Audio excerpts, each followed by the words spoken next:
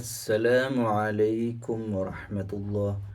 الحمد لله رب العالمين والصلاة والسلام على أشرف المرسلين وعلى آله وصحبه أجمعين أما بعد. സൂറത്തുൽ ബഖറയിലെ 215 വരെ ആയത്തുകളാണ് കഴിഞ്ഞ ക്ലാസ്സിൽ നമ്മൾ മനസ്സിലാക്കിയത്. ഇൻഷാ അല്ലാഹ് 216 മുതലാണ് നമ്മൾ മനസ്സിലാക്കാൻ പോകുന്നത്. أعوذ بالله من الشيطان الرجيم. بسم الله الرحمن الرحيم. كتب عليكم القتال وهو كره لكم وعسى أن تكرهوا شيئا وهو خير لكم وعسى أن تحبوا شيئا وهو شر لكم والله يعلم وأنتم لا تعلمون. കുതിബ അലൈക്കുമുൽ ഖിതാൽ, അത് നമുക്ക് അർത്ഥം ഒന്ന് പറയാം. ഇത് യുദ്ധം നിർബന്ധമാക്കപ്പെട്ടിരിക്കുന്നു. നിങ്ങൾക്ക് അനിഷ്ടകരമായിരിക്കെ എന്നാൽ ഗുണകരമായ കാര്യം നിങ്ങൾക്ക് ചിലതൊക്കെ അനിഷ്ടകരമായിരിക്കാം, ദോഷകരമായത് ഇഷ്ടകരവുമാവാം. അള്ളാഹു അറിയുന്നു, നിങ്ങളും അറിയുന്നില്ല. അപ്പോൾ യുദ്ധം എന്നുള്ളത് സ്വാഭാവികമായിട്ടും അത് ഈ രാജ്യങ്ങൾ തമ്മിലാവട്ടെ മറ്റ് ഏത് സംഘടനകളെയും ഒരു സമാധാനപ്രേമിയായ ഒരു വിശ്വാസിയെ സംബന്ധിച്ചിടത്തോളം പ്രയാസമുള്ള കാര്യം തന്നെയാണ്. അത് മക്കയിലെ ജീവിത കാലഘട്ടത്തിലായാലും ഇന്നത്തെ കാലത്ത് ഇപ്പോൾ ഇറാനുമായിട്ട് യുദ്ധം നടന്നുകൊണ്ടിരിക്കുന്നു. അപ്പോൾ അവിടെയും യുദ്ധം എന്നത് നമ്മൾ ഒരുപാട് നഷ്ടങ്ങൾ, സാമ്പത്തിക നഷ്ടങ്ങൾ, ജീവൻ നഷ്ടമാകുന്നു. അതൊക്കെ മനുഷ്യത്വം ഇല്ലാത്ത ഒരു ഏർപ്പാടാണ്. എന്നാൽ ചില അനിവാര്യ ഘട്ടങ്ങളിൽ അത് നിർബന്ധമാക്കപ്പെടും. ഇസ്ലാമിൽ അത് നിർബന്ധം, അതായത് നമുക്ക് ഒളിച്ചോട്ടം പാടില്ല. നീതിക്കെതിരെ പോരാടുന്ന സന്ദർഭത്തിൽ സത്യത്തിനും ധർമ്മത്തിനും വേണ്ടി യുദ്ധം ചെയ്യണം എന്ന് തന്നെയാണ്. കാരണം പൈശാചികതകൾക്കെതിരെ, അക്രമങ്ങൾക്കെതിരെ, അനീതിക്കെതിരെ ശബ്ദമുയർത്തിയത് കൊണ്ട് മാത്രം ഈ ദുനിയാവിൽ സമാധാനം കൈവരണമെന്നില്ല. അതായത് ഒരു നാടിൽ ഏറ്റവും അക്രമകാരികളായ ഒരു ഇപ്പോൾ ആദ് സമൂഹം, സമൂദ്, ഫിറോവൻ, ഫറോവ, ഒരുപാട് ലോക ചരിത്രം എടുത്ത് പരിശോധിച്ച് നമുക്കറിയാം. അപ്പോൾ യുദ്ധം എന്നത് നേരായ രീതിയിൽ നമ്മൾ ആരും ഇഷ്ടപ്പെടുന്നില്ലെങ്കിലും, അനിഷ്ടകരമായ കാര്യമാണെങ്കിലും അത് സമാധാനത്തിന് വേണ്ടിയാകുമ്പോൾ, നന്മയുള്ള ഒരു ലോകത്തിൻ്റെ സൃഷ്ടിപ്പിന് വേണ്ടിയാകുമ്പോൾ അതിൽ ഖൈറുണ്ട്. അതാണ് ഈ ആയത്തിൻ്റെ അള്ളാഹു അതേക്കുറിച്ച് കൃത്യമായിട്ട് നമ്മളോട് യുദ്ധ നിയമങ്ങളെ പറ്റിയും അതുപോലെ തന്നെ യുദ്ധം നിർബന്ധമാക്കിയതിനെ പറ്റിയാണ് ഈ ആയത്തിൽ പറയുന്നത്. കുതിബ അലൈക്കുമുൽ ഖിതാൽ, ഖിതാൽ എന്ന് പറഞ്ഞാൽ യുദ്ധം, സംഘട്ടനങ്ങൾ, പോരാട്ടങ്ങൾ.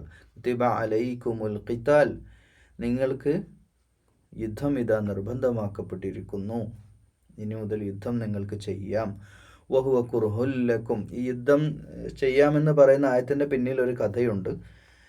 മക്കയിൽ ഹുദൈബിയ സന്ധി അറിയാലോ. ഹുദൈബിയ സന്ധിയുമായിട്ട് ബന്ധപ്പെട്ട 10 വർഷത്തോളം സമാധാനത്തിൻ്റെ 10 വർഷം. അപ്പോൾ ആ ഒരു സന്ദർഭത്തിലും അതൊക്കെ ലംഘിക്കപ്പെടുന്ന സന്ദർഭത്തിലും അതുപോലെ പല ഘട്ടത്തിലും നമുക്ക് യുദ്ധം ചെയ്യാം. ഹംസ റളിയല്ലാഹു അൻഹു നബി സല്ലല്ലാഹു അലൈഹി വസല്ലം അടുക്കൽ ചെന്ന് പറഞ്ഞു നമുക്ക് യുദ്ധം ചെയ്യാം എന്ന് പറയുന്നുണ്ട്. അപ്പോൾ അവിടെ നബി സല്ലല്ലാഹു അലൈഹി വസല്ലം അപ്പോഴൊക്കെ അടക്കി നിർത്തുകയാണ്. കാരണം ഒരു രക്തച്ചൊരിച്ചിൽ, ഇനിയൊരു വാളെടുക്കുന്നത് ഒരിക്കൽ പോലും സങ്കല്പിക്കാൻ പോലും സാധിക്കാത്ത റസൂലുള്ളാഹി സ്വല്ലല്ലാഹു അലൈഹി വസല്ലമയാണ്.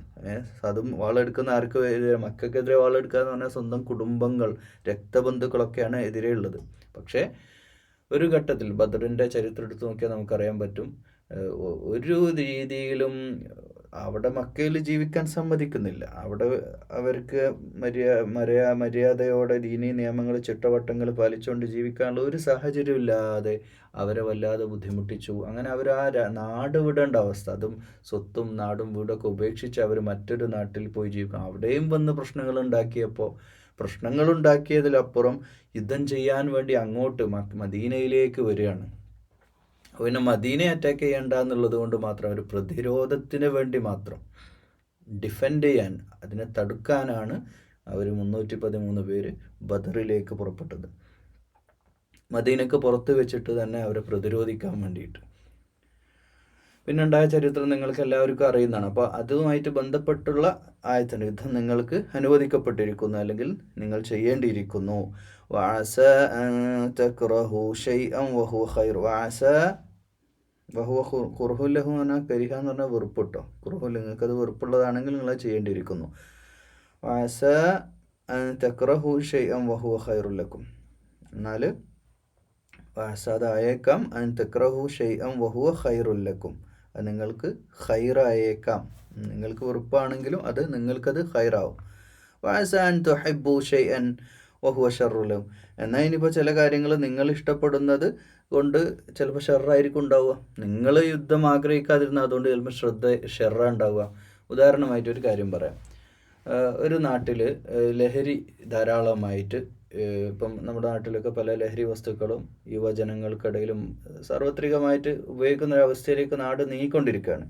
അങ്ങനെ സിറ്റുവേഷനിൽ ഒരു നാട്ടിൽ അത് വ്യാപകമായിക്കൊണ്ടിരിക്കുകയെന്ന് വെച്ചാൽ, അപ്പോൾ അവിടുത്തെ ഒരു പള്ളി കമ്മിറ്റിയോ അവിടെയുള്ള നാട്ടുകാരൊക്കെ കൂടിയിട്ട് ഒരു സമിതി ഉണ്ടാക്കി അതിനെതിരെ ഒരു ജാഗ്രത, അതിനെതിരെ ഡിഫെൻഡ് ചെയ്യാൻ ഒരു പ്രതിരോധ സംവിധാനം ഉണ്ടാക്കി.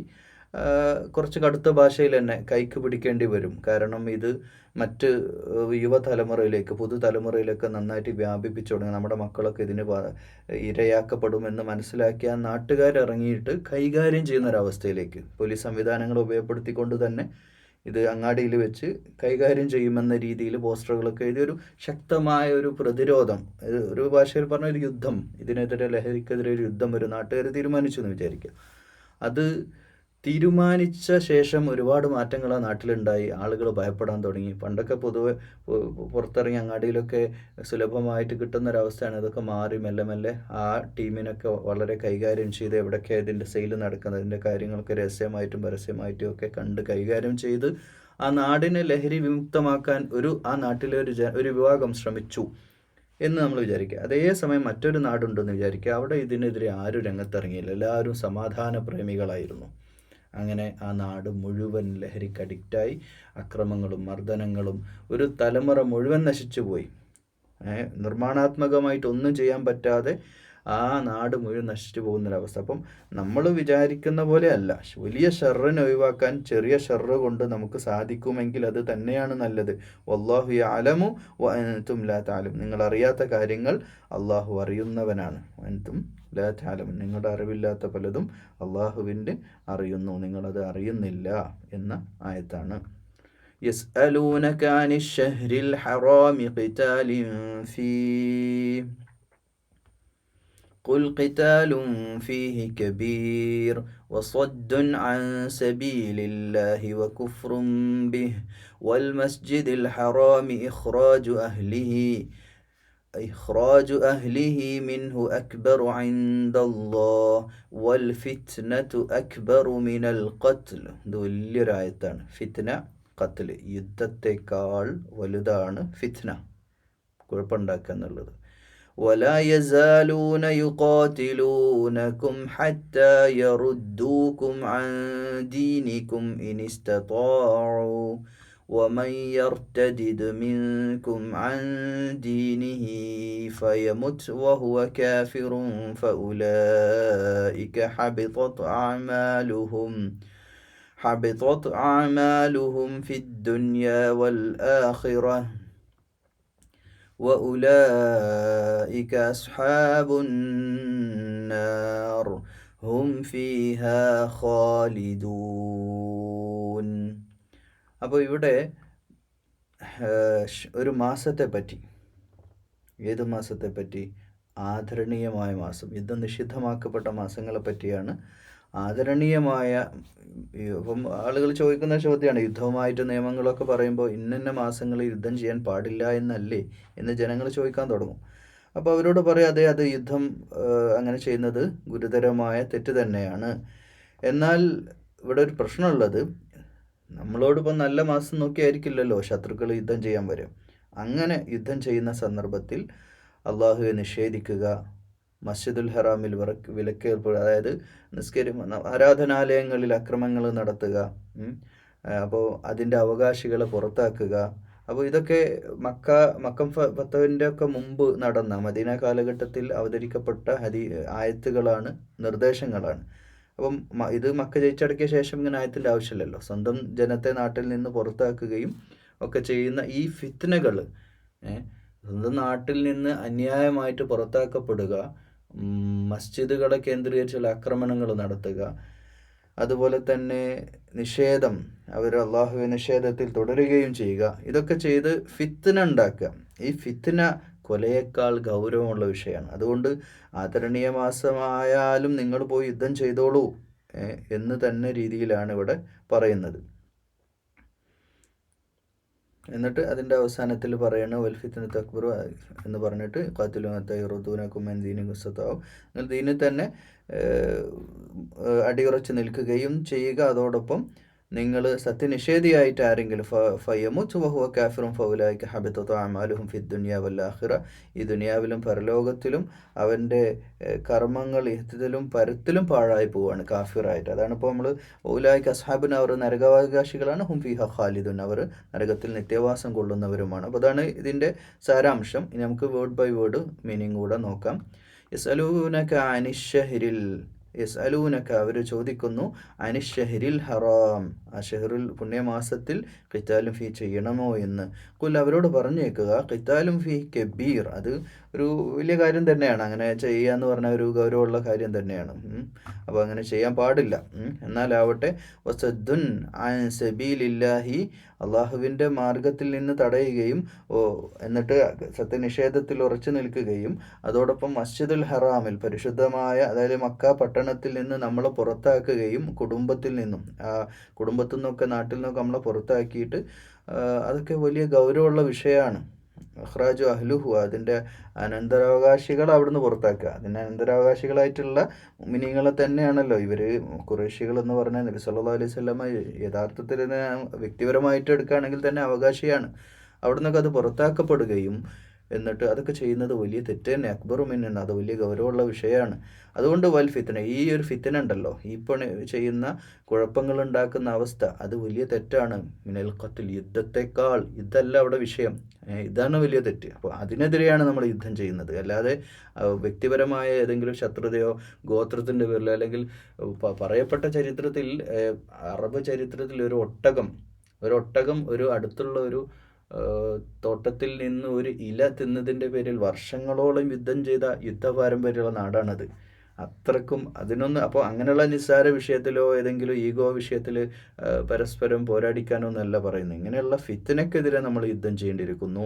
വലാ യസാലൂന യുഖാതിലൂനകും ഹത്താ യറുദ്ദൂകും അൻ ദീനികും ഇൻ ഇസ്തതാഉ. അപ്പം ഇവർ വിശ്വാസികളായില്ല, ക്രിസ്ത്യാനികളും ജൂതന്മാരും മുസ്ലിങ്ങളാവാത്തതുകൊണ്ട് മുസ്ലിം ആവാൻ വേണ്ടി രാജ്യം പിടിച്ചെടുക്കുക എന്നുള്ള അല്ല ഇവിടെ ഖുർആൻ കൃത്യമായിട്ട് പറഞ്ഞു. സ്വന്തം നാട് ഏകദൈവ വിശ്വാസത്തിൽ അടിസ്ഥിതമായ ഈ ഇന്നത്തെ കഅബ നിൽക്കുന്ന സൗദി അറേബ്യ അടക്കമുള്ള ആ മണ്ണ്, അത് പരിശുദ്ധ മണ്ണാണ്, തൗഹീദിൻ്റെ മണ്ണാണ്. ആ മണ്ണിൽ നിന്ന് അവിടുത്തെ അനന്തരാവകാശികളായിരുന്ന വേണ്ടിയിരുന്നവരെ പുറത്താക്കിയിട്ട് അവർ കാണിച്ച ഈ ഫിത്നക്കെതിരെയാണ് നിങ്ങൾ യുദ്ധം ചെയ്യേണ്ടത് എന്നാണ് വളരെ കൃത്യമായിട്ട്.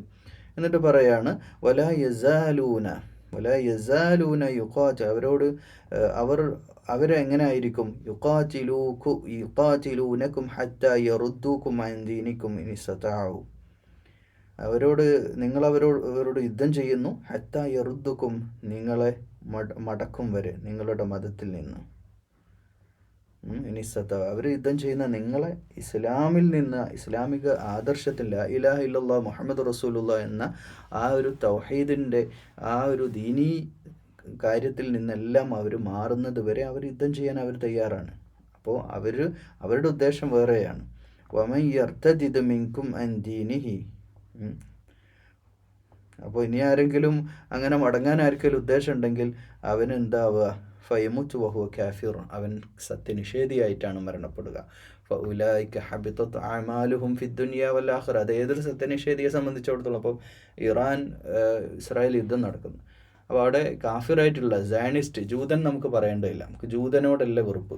ഈ സയനിസം, അതായത് ആധുനിക സയനിസ്റ്റ്, അവരാണ് ഏറ്റവും വലിയ ഫാഷിസ്റ്റ്. ഞങ്ങൾ മാത്രമാണ് എല്ലാം എന്ന് വിശ്വസിക്കുന്ന അവർ, ഞങ്ങൾക്ക് എല്ലാവിധ ധിക്കാരത്തിൻ്റെയും രൂപമാണ്. ആ സയനിസ്റ്റ് ശക്തികൾക്കെതിരെയുള്ള അതിശക്തമായിട്ടുള്ള പോരാട്ടം നടക്കുമ്പോൾ ആ ഒരു സയനിസ്റ്റ് ചിന്താഗതിയുള്ള ഒരു മനുഷ്യൻ അവർ തകർക്കപ്പെടേണ്ടവരാണ്. അവർ മനുഷ്യത്വം തൊട്ടു തീണ്ടാത്ത മനുഷ്യന്മാർ എന്ന് മൃഗം എന്ന് പറയാൻ മൃഗത്തിനും ഒരു വിലയുണ്ടല്ലോ. മൃഗത്തിൻ്റെ അലിവ് പോലും മനസ്സിൽ തോന്നാത്ത ഒരു വിഭാഗമാണ്. ആ വിഭാഗത്തോടുള്ള യുദ്ധമാണ്. അവരെ സംബന്ധിച്ചിടത്തോളം അവർക്ക് മരണഭയം ഉണ്ടാവും. അവർ മരണപ്പെട്ട് കഴിഞ്ഞാൽ അവർക്ക് ഈ ദുനിയാവ് നഷ്ടപ്പെട്ടു, പരലോകത്തിന് അവർക്കൊന്നുമില്ല. ദുനിയാവും പോയി, പരലോകം പോയി. എന്നാൽ വിശ്വാസിയെ സംബന്ധിച്ചിടത്തോളം ദുനിയാവുമുണ്ട്. അഥവാ മരണപ്പെട്ടാൽ സ്വർഗം, ഷഹീദ്, രക്തസാക്ഷിത്വമാണ്. ഇങ്ങനെ ദുനിയാവും രണ്ടും നഷ്ടപ്പെടുന്ന ഉലായിക അസ്ഹാബുൻ, അവർക്ക് നരകശിക്ഷയാണ്. ഹും ഫീഹ ഖാലിദുൻ. ഇന്നല്ലദീന ആമനൂ വല്ലദീന ഹാജറൂ വജാഹദൂ ഫീ സബീലില്ലാഹി ഉലൈക യർജൂന റഹ്മതല്ലാഹ് വല്ലാഹു ഗഫൂറുർ റഹീം. എന്നാൽ ആമനു ഇന്നല്ലദീന, തീർച്ചയായും അല്ലദീന ആമനു വല്ലദീന ഹാജറു, ആരെങ്കിലും വിശ്വാസിയായിക്കൊണ്ട് തന്നെ ഹിജറ ചെയ്താൽ, ഹിജറ പലായനം ചെയ്യുക, നാട് വിടേണ്ടി വരിക, സത്യവിശ്വാസം സ്വീകരിച്ചതിൻ്റെ പേരിൽ പിറന്നു വീണ നാട്ടിൽ നിന്നും വീട്ടിൽ നിന്നൊക്കെ പുറത്താക്കപ്പെടുകയും അവിടുന്ന് ഹിജറ ചെയ്യുകയും ചെയ്യേണ്ടി വന്നാൽ, വജാഹദൂ ഫീ സബീലില്ലാ, അള്ളാഹുവിൻ്റെ മാർഗത്തിൽ പരിശ്രമം ചെയ്യുന്നൊരു വ്യക്തി. അത് യുദ്ധം മാത്രമല്ല, എല്ലാം പരിശ്രമമാണ്. ചെറിയ ചെറിയ വിചാരങ്ങൾ മുതൽ എല്ലാ കണ്ണ്, കാത്, നാവ്, എല്ലാ പഞ്ചേന്ദ്രിയങ്ങളും എല്ലാം പടച്ച റബ്ബിൻ്റെ ഇഷ്ടാനിഷ്ടങ്ങൾക്ക് അത് മനസ്സിലാക്കിയിട്ട് അള്ളാഹുവിൻ്റെ ഇഷ്ടം മാത്രം അനുസരിച്ച് ജീവിക്കുന്ന ഒരു വിശ്വാസിയെ സംബന്ധിച്ചിടത്തോളം അതാണ് അള്ളാഹുവിൻ്റെ യഥാർത്ഥ ജിഹാദുൻ നഫ്സ് ഫി ദുനിയ ഫി സബീലില്ലാ. അതിൽ യുദ്ധവും പെടും. യുദ്ധം അടക്കമുള്ള ആ ജിഹാദിൽ ഏർപ്പെടുന്ന, ജിഹാദ് ഏറെ തെറ്റിദ്ധരിക്കപ്പെട്ട ഒരു പദം, അതുകൊണ്ട് അങ്ങനെ വിശദീകരണം പറയുന്നത്. പരിശ്രമം, അള്ളാഹിൻ്റെ മാർഗത്തിലുള്ള പരിശ്രമ പ്രവർത്തനങ്ങൾ, ഫീ സബീലില്ലാ, അള്ളാഹുവിൻ്റെ മാർഗത്തിൽ. ഉലൈക യർജൂന റഹ്മതല്ലാഹ്, അള്ളാഹുവിൽ നിന്നുള്ള റഹ്മത്ത് പ്രതീക്ഷിച്ചുകൊണ്ട്. വല്ലാഹു ഗഫൂറുർ റഹീം, അള്ളാഹു ഏറെ പൊറുക്കുന്നവനാണ്, കാരുണ്യവാനാണ്. അള്ളാഹു പൊറുക്കുക എന്നുള്ള, അപ്പോൾ ഇവിടെ ഗഫൂർ എന്നുള്ള പദം ചേർത്ത് വന്നിരിക്കുന്നുള്ളതാണ് നമ്മൾ പഠിക്കേണ്ട ഒരു പഠന വിഷയമാണ്. ഇങ്ങനെയുള്ള വിജയങ്ങൾ ഉണ്ടാകുന്ന സന്ദർഭത്തിലൊക്കെ നമ്മളിപ്പോൾ ഇദാ ജാ നസ്റുല്ലാഹി വൽ ഫത്ത്, സൂറത്തുൻ നസ്റിലാണ്, ഇസ്തിഗ്ഫാറുമായിട്ട് അതിനെ ബന്ധപ്പെടുത്തുകയാണ്. നമ്മൾ പാപങ്ങൾ അള്ളാഹു കരിച്ചു കളയുന്ന പ്രവർത്തനങ്ങളാണ് ഇതൊക്കെ. നമ്മൾ ദൈവിക മാർഗത്തിൽ എത്രയെത്ര അങ്ങോട്ട് അള്ളാഹുമായിട്ട് അടുക്കുകയും പ്രവർത്തനങ്ങളിൽ ഏർപ്പെടുകയും ചെയ്യുമ്പോൾ അള്ളാഹു നമുക്ക് നമ്മുടെ ചെയ്തു പോയ ചെയ്തികൾ, മുൻകാലത്ത് നമ്മൾ ചെയ്ത തെറ്റുകൾ അള്ളാഹു പൊറുക്കുന്നു എന്നുള്ളതാണ്. അപ്പോൾ നന്മയിൽ മുന്നേറുക എന്നുള്ള, സാബിഖൂൻ എന്ന് പറയുന്നില്ല, നന്മയിൽ മുന്നേറുക എന്നുള്ളത് നമ്മൾ മുൻകഴിഞ്ഞു പോയ കാലഘട്ടത്തിൽ നമ്മുടെ ജീവിതത്തിലൊക്കെ വന്നു പോയിട്ടുള്ള തെറ്റുകളൊക്കെ ആലോചിച്ചിട്ട് വല്ലാതെ മൂഡ് ഓഫ് ആവേണ്ട കാര്യമൊന്നുമില്ല. നമ്മൾ അതിശക്തമായിട്ട് പുതിയ പ്രവർത്തനങ്ങൾ ഇനിയുള്ള കാലം, ഇനി അങ്ങോട്ടുള്ളത് നന്മ ചെയ്ത് മുന്നേറുക എന്നുള്ളതാണ്.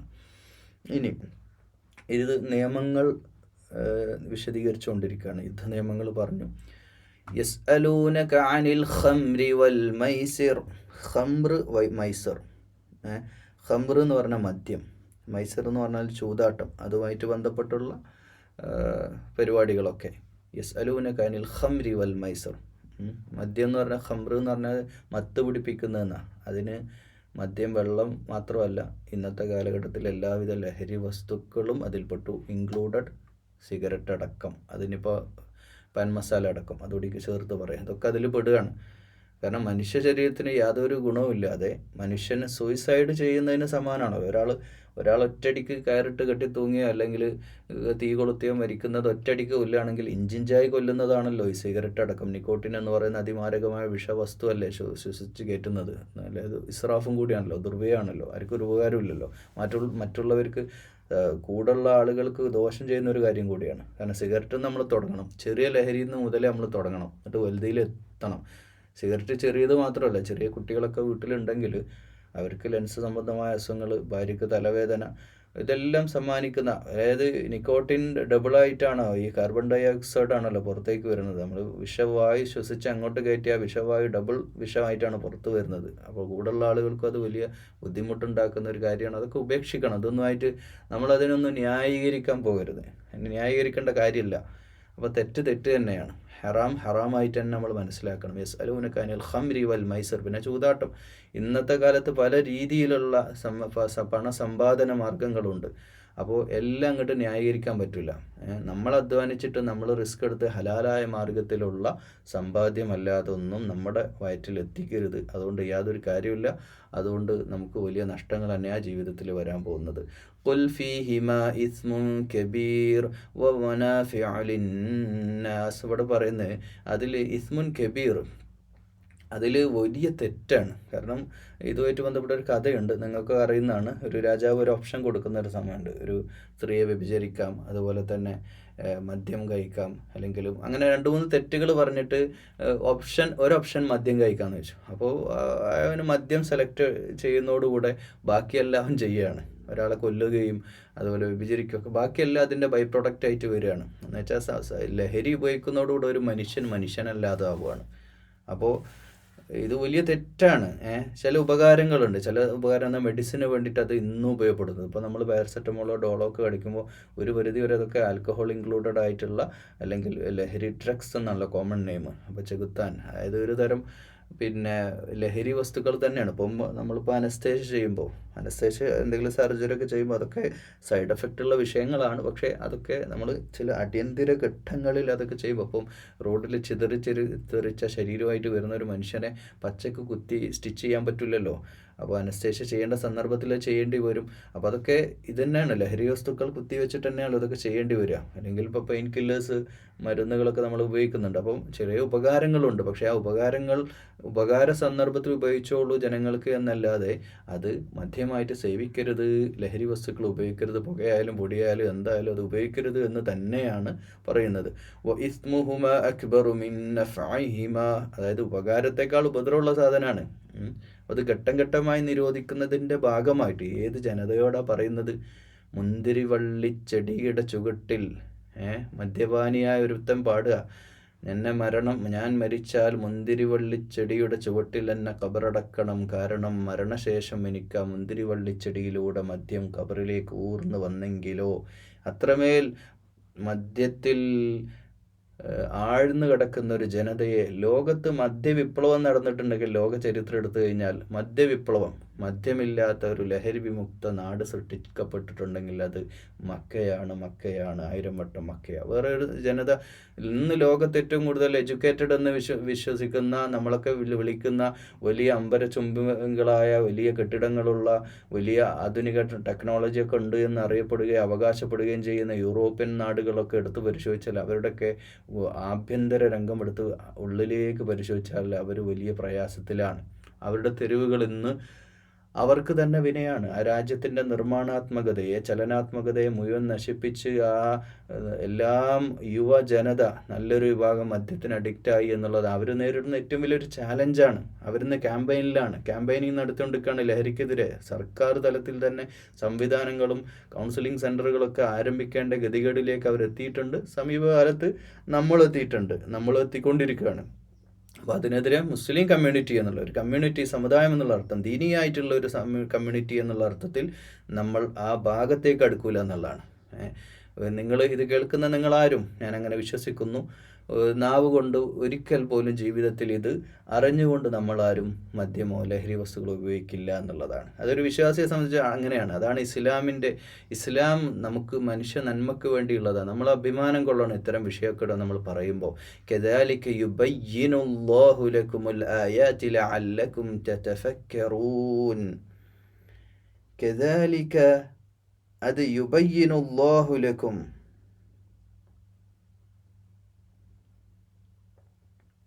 അത് അള്ളാഹു വ്യക്തമാക്കി തന്നിരിക്കുന്നു. നിങ്ങൾ ഫിക്ർ ചെയ്യുന്നവരാണെങ്കിൽ അതിനെപ്പറ്റി നിങ്ങൾ ചിന്തിച്ചാൽ നിങ്ങൾക്ക് മനസ്സിലാവും ഇത് വലിയ അപകടകാരിയാണ് എന്ന്. അപ്പോൾ എന്ത് നല്ല രീതിയിലാണ് നിങ്ങൾ ലഹരി ഉപയോഗിക്കരുതെന്ന് അള്ളാഹ്ക്കോട് പറഞ്ഞാൽ മതി. പക്ഷേ ആ ആയത്തിൻ്റെ ഒരു പ്രസൻറ്റേഷൻ നോക്കൂ, ജനങ്ങൾക്കത് മനസ്സിലാകുന്ന രീതിയിൽ സരളമായ ശൈലിയിൽ. ഫിദ്ദുനിയാ വൽ ആഖിറ ويسألونك عن اليتامى قل إصلاح لهم خير.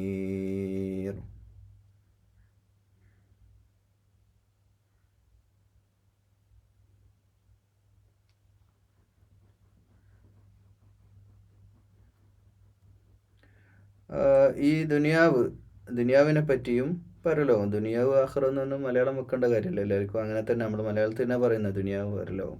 വയസ്സലൂനക അനിൽ യതാമ, എന്നിട്ട് അവരോട് ചോദിക്കുന്ന അനാഥകളെ പറ്റി. ഖുൽ ഇസ്ലാഹുൽ ലഹും ഖൈർ, അവരോട് പറയുക അനാഥകൾ അവർക്ക് നന്മ വരുത്തുന്നതെല്ലാം, അവർക്ക് നന്മ വരുത്തുന്ന കാര്യങ്ങൾ നമ്മൾ ഏർപ്പെടുന്നതൊക്കെ നല്ലതാണ്. അനാഥകളെ കൂട്ടിപ്പിടിക്കുക, ആലംബരായ അരികുവൽക്കരിക്കപ്പെട്ട പ്രയാസപ്പെടുന്നവരെ ചേർത്ത് പിടിക്കുക എന്നുള്ളതാണ്. പക്ഷെ അതിനൊക്കെ പറ്റണമെങ്കിൽ ആ രീതിയിലുള്ള സമൂഹമായിട്ട് വരണം.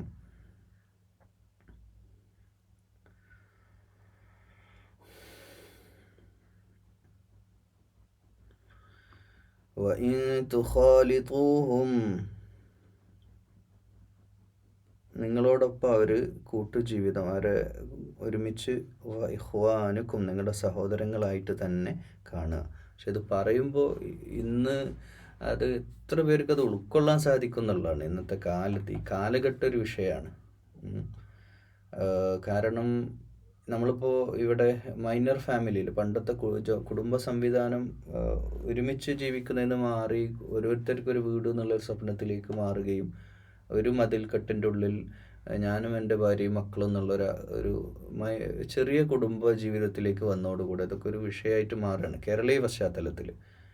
അതായത് അനാഥ സംരക്ഷണം, ഇഖ്വാനായിട്ട് നമ്മുടെ ഒരു സഹോദരനെ പോലെ അവരെ കാണുകയും അവരെ ഉൾക്കൊള്ളുകയും അവരെ നമ്മുടെ കുടുംബജീവിതത്തിലേക്ക് കൊണ്ടുവരാനും ഒക്കെ സാധിക്കുക എന്നുള്ളത്, അത് ഒരു വലിയ ജിഹാദ് നടത്തേണ്ടി വരും. കാരണം ഇതിൽ കുറേ ഫാക്റ്റ് ഉണ്ട്. ഞാൻ കഴിഞ്ഞ 1-2 വീഡിയോയിൽ ഈ വിഷയം പറഞ്ഞിരുന്നു. അതെൻ്റെ വ്യക്തിപരമായിട്ടുള്ള അഭിപ്രായമല്ല, അള്ളാഹു നമ്മളോട് കൽപ്പിച്ച കാര്യമാണ് യത്തീമിനെ സംരക്ഷിക്കുക. അപ്പോൾ സംരക്ഷണം എന്ന് പറഞ്ഞാൽ ഏതെങ്കിലും യത്തീംഖാനൊക്കെ പൈസ കൊടുക്കാന്നല്ല. എത്രയോ കുട്ടികൾ സ്റ്റിൽ ഞാനല്ല പറയുന്നത്, ഇവിടെ ഉള്ള വിഷയമാണ് നിങ്ങളുടെ മുമ്പിലേക്കൊക്കെ, ഇത് കേൾക്കുന്നവരിലേക്കൊക്കെ എത്തിക്കുകയാണ്. കേരളത്തിൽ തന്നെ ഒരുപാട് വ്യത്യസ്ത ജില്ലകളിൽ ഒരുപാട് അനാഥ മന്ദിരങ്ങളുണ്ട്. അനാഥ മന്ദിരങ്ങൾ യത്തീംഖാനകളല്ല ഉദ്ദേശിക്കുന്നത്. യത്തീംഖാനകളിൽ അധികവും അഗതികളാണ്. അനാഥത്വം എന്ന് പറഞ്ഞാൽ കംപ്ലീറ്റ് ആരും ഇല്ലാത്ത പേഴ്സൺ, അവരെ വിളിക്കാനോ അവരെ കാണാനോ തലോടാനോ കെയർ ചെയ്യാനോ ഒന്നുമില്ലാത്ത എത്രയോ കുഞ്ഞുങ്ങളുണ്ട്. 2 വയസ്സിന് താഴെയുള്ളവരും 3, 5, 10 ഒക്കെ വയസ്സുള്ള കുട്ടികളുണ്ട്. നിങ്ങൾ ഒരു നായക്കുട്ടിനെ വാങ്ങുകയാണെങ്കിൽ, ഒരു പട്ടിക്കുട്ടിനെ വാങ്ങാൻ നിങ്ങൾക്ക് 25 ലക്ഷം 5 ലക്ഷം ഒക്കെ കൊടുത്ത് വാങ്ങുന്നവരൊക്കെ ഉണ്ട്, ലക്ഷങ്ങൾ മുടക്കി വാങ്ങുന്നവരുണ്ട്. ഇവിടെ ഒരു ഒപ്പിട്ട് കൊടുത്താൽ, നിങ്ങളെ ഭാര്യയും നിങ്ങളും പോയി ഒരു ഒപ്പിട്ട് കൊടുത്താൽ നിങ്ങൾക്ക് അവിടുന്ന് കുട്ടിയായിട്ട് പോകാം. അത്രമേലുണ്ടായിട്ട് പോലും നമ്മുടെ മലപ്പുറം ജില്ലയിലടക്കം എത്രയോ കുട്ടികൾ ഈ മന്ദിരത്തിലുണ്ട് എന്നുള്ളത് നമ്മളെ സംബന്ധിച്ചിടത്തോളം അള്ളാഹു നാളെ ചോദ്യം ചെയ്യുന്നൊരു വിഷയമാണ്. അത് അത്യാവശ്യം സമ്പത്ത് കയ്യിലുള്ളവരുണ്ടെങ്കിൽ, ഈ ശബ്ദം കേൾക്കുന്നവർ, നിങ്ങൾക്കും നിങ്ങളുടെ മക്കൾക്കൊക്കെ ജീവിക്കാനുള്ളതൊക്കെ അത്യാവശ്യമായിട്ടുണ്ടെങ്കിൽ, ഇനിയിപ്പോൾ അതൊന്നും ഇല്ലെങ്കിലും അള്ളാഹ് നിങ്ങൾക്ക് ബർക്കത്ത് ചെയ്യും കേട്ടോ. റഹ്മത്തല്ല, ബർക്കത്ത് അള്ളാഹ് വേറെ തരും. കഴിഞ്ഞ അവിടെ ആ അതിഥി മന്ദിരത്തിൻ്റെ സെക്രട്ടറി എന്നോട് വ്യക്തിപരമായിട്ട് പറഞ്ഞ ഒരു ഓട്ടോ ഡ്രൈവർ കൊല്ലത്തുള്ള, അവർക്കൊന്നുമില്ല, ഒരു കൊച്ചു വീടും ആ ഒരു ഓട്ടോ ഓടിച്ചുള്ള വരുമാനമുള്ളൂ. എന്നിട്ട് പോലും അവർ വന്നിട്ട് ഒരു കുട്ടിയെ അഡോപ്റ്റ് ചെയ്ത് എടുത്ത് കൊണ്ടുപോയി സ്വന്തം മകനെ പോലെ വളർത്തി എന്നുള്ളതാണ്. അപ്പോൾ അത് ചെയ്യാൻ പറ്റുന്നവർ ചെയ്യാം. വ്യക്തിപരമായിട്ട് എന്നെ ബന്ധപ്പെടാം. ഈ കഴിഞ്ഞ ദിവസം കാസർഗോഡ് നിന്ന് എൻ്റെ ഖുറാൻ ക്ലാസ് കേട്ടിട്ട് ഒരാൾ ബന്ധപ്പെട്ടു. എൻ്റെ മകന് അയാളുടെ ഒരു പ്രായമുള്ള ആളാണ്, അവരുടെ മകൻ ഈ ഒരു കുട്ടിയെ ദത്തെടുക്കാൻ തയ്യാറായിട്ടുണ്ട് എന്ന് പറഞ്ഞു. ഇൻഷാ അല്ലാഹ് അള്ളാഹു അത് എല്ലാ അർത്ഥത്തിലും ബർക്കത്ത് ചെയ്യട്ടെ. ഒരു മനുഷ്യ ജീവിതം രക്ഷപ്പെടുകയാണല്ലോ, അത് വലിയൊരു കാര്യമാണ്. അവിടെ എത്രയോ കുട്ടികളാണ്, തൊട്ടിൽ കിടക്കുന്ന കുട്ടികളടക്കമുണ്ട്. അപ്പം അതിനൊക്കെ തയ്യാറാണ്. അതൊക്കെയാണ് ജിഹാദ്, അതൊക്കെയാണ് പരിശ്രമം. അതൊക്കെ കുറേ ബുദ്ധിമുട്ടുള്ള കാര്യമാണ്. ഒരു കുട്ടീനെ പോറ്റി സ്വന്തം മക്കളെ പോലെ ഒരു കുട്ടീനെ വേറെ എടുത്തിട്ട് നമ്മൾ പോറ്റുക എന്ന് പറഞ്ഞാൽ വലിയ ബുദ്ധിമുട്ടുള്ള കാര്യമാണ്. പക്ഷേ ആ ബുദ്ധിമുട്ട് ഏറ്റെടുക്കുന്നതിനാണല്ലോ സ്വർഗം. അതല്ലേ ഹഖദ എന്ന് പറഞ്ഞ നബി സല്ലല്ലാഹു അലൈഹി വസല്ലം 2 പേരിൽ ഇങ്ങനെ ചേർത്ത് വെച്ചത്. വല്ലാഹു യഅലമുൽ മുഫ്സിദ മിനൽ മുസ്ലിഹ്. അപ്പോൾ ഫസാദ് ഉണ്ടാക്കുന്നവരെയും മുസ്ലിഹ് ആരാന്നൊക്കെ അള്ളാഹ്ക്ക് കൃത്യമായിട്ട് അറിയാം. വലൗ ശാ അല്ലാഹു ലഅഅനതകും ഇന്നല്ലാഹ അസീസുൻ ഹകീം. അള്ളാഹു ഉദ്ദേശിക്കുകയാണെങ്കിൽ പ്രയാസപ്പെടുത്തായിരുന്നു. ഇപ്പം നിങ്ങളെയും പ്രയാസപ്പെടുത്തായിരുന്നു, നമ്മളൊക്കെ പ്രയാസപ്പെടുത്തായിരുന്നു അള്ളാഹുവിന്. അപ്പോൾ അള്ളാഹുവിന് ഇസ്ലാഹാണ്, നന്മ ഉദ്ദേശിച്ചിട്ടാണ് കാര്യങ്ങളൊക്കെ വെച്ചിട്ടുള്ളത്. ഇന്നല്ലാഹു അസീസാണ്, അള്ളാഹു പ്രതാപവാനാണ്, ഹക്കീമാണ്, യുക്തിജ്ഞനുമാണ്, യുക്തിമാനുമാണ്.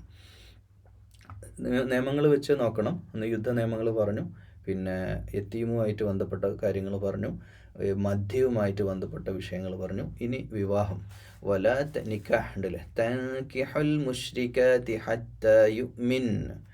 ഇനി നിങ്ങൾ വിവാഹം കഴിക്കുകയാണെങ്കിൽ മുശ്രിക്കാത്ത് ബഹുദൈവ വിശ്വാസികളെ നിങ്ങൾ വിവാഹം കഴിക്കേണ്ടതില്ല. അതുപോലെ തൻകിഹുൽ മുശ്രിക്കാത്ത് ഹത്താ തുഅ്മിൻ, ആരും വിശ്വാസിയാകുന്നത് വരെ. അതായത് ഈ പ്രപഞ്ച സൃഷ്ടാവായ, അതായത് ഈ ബഹുദൈവ വിശ്വാസം എന്ന് പറഞ്ഞാൽ ഒരു വിശ്വാസം മാത്രമല്ല കേട്ടോ.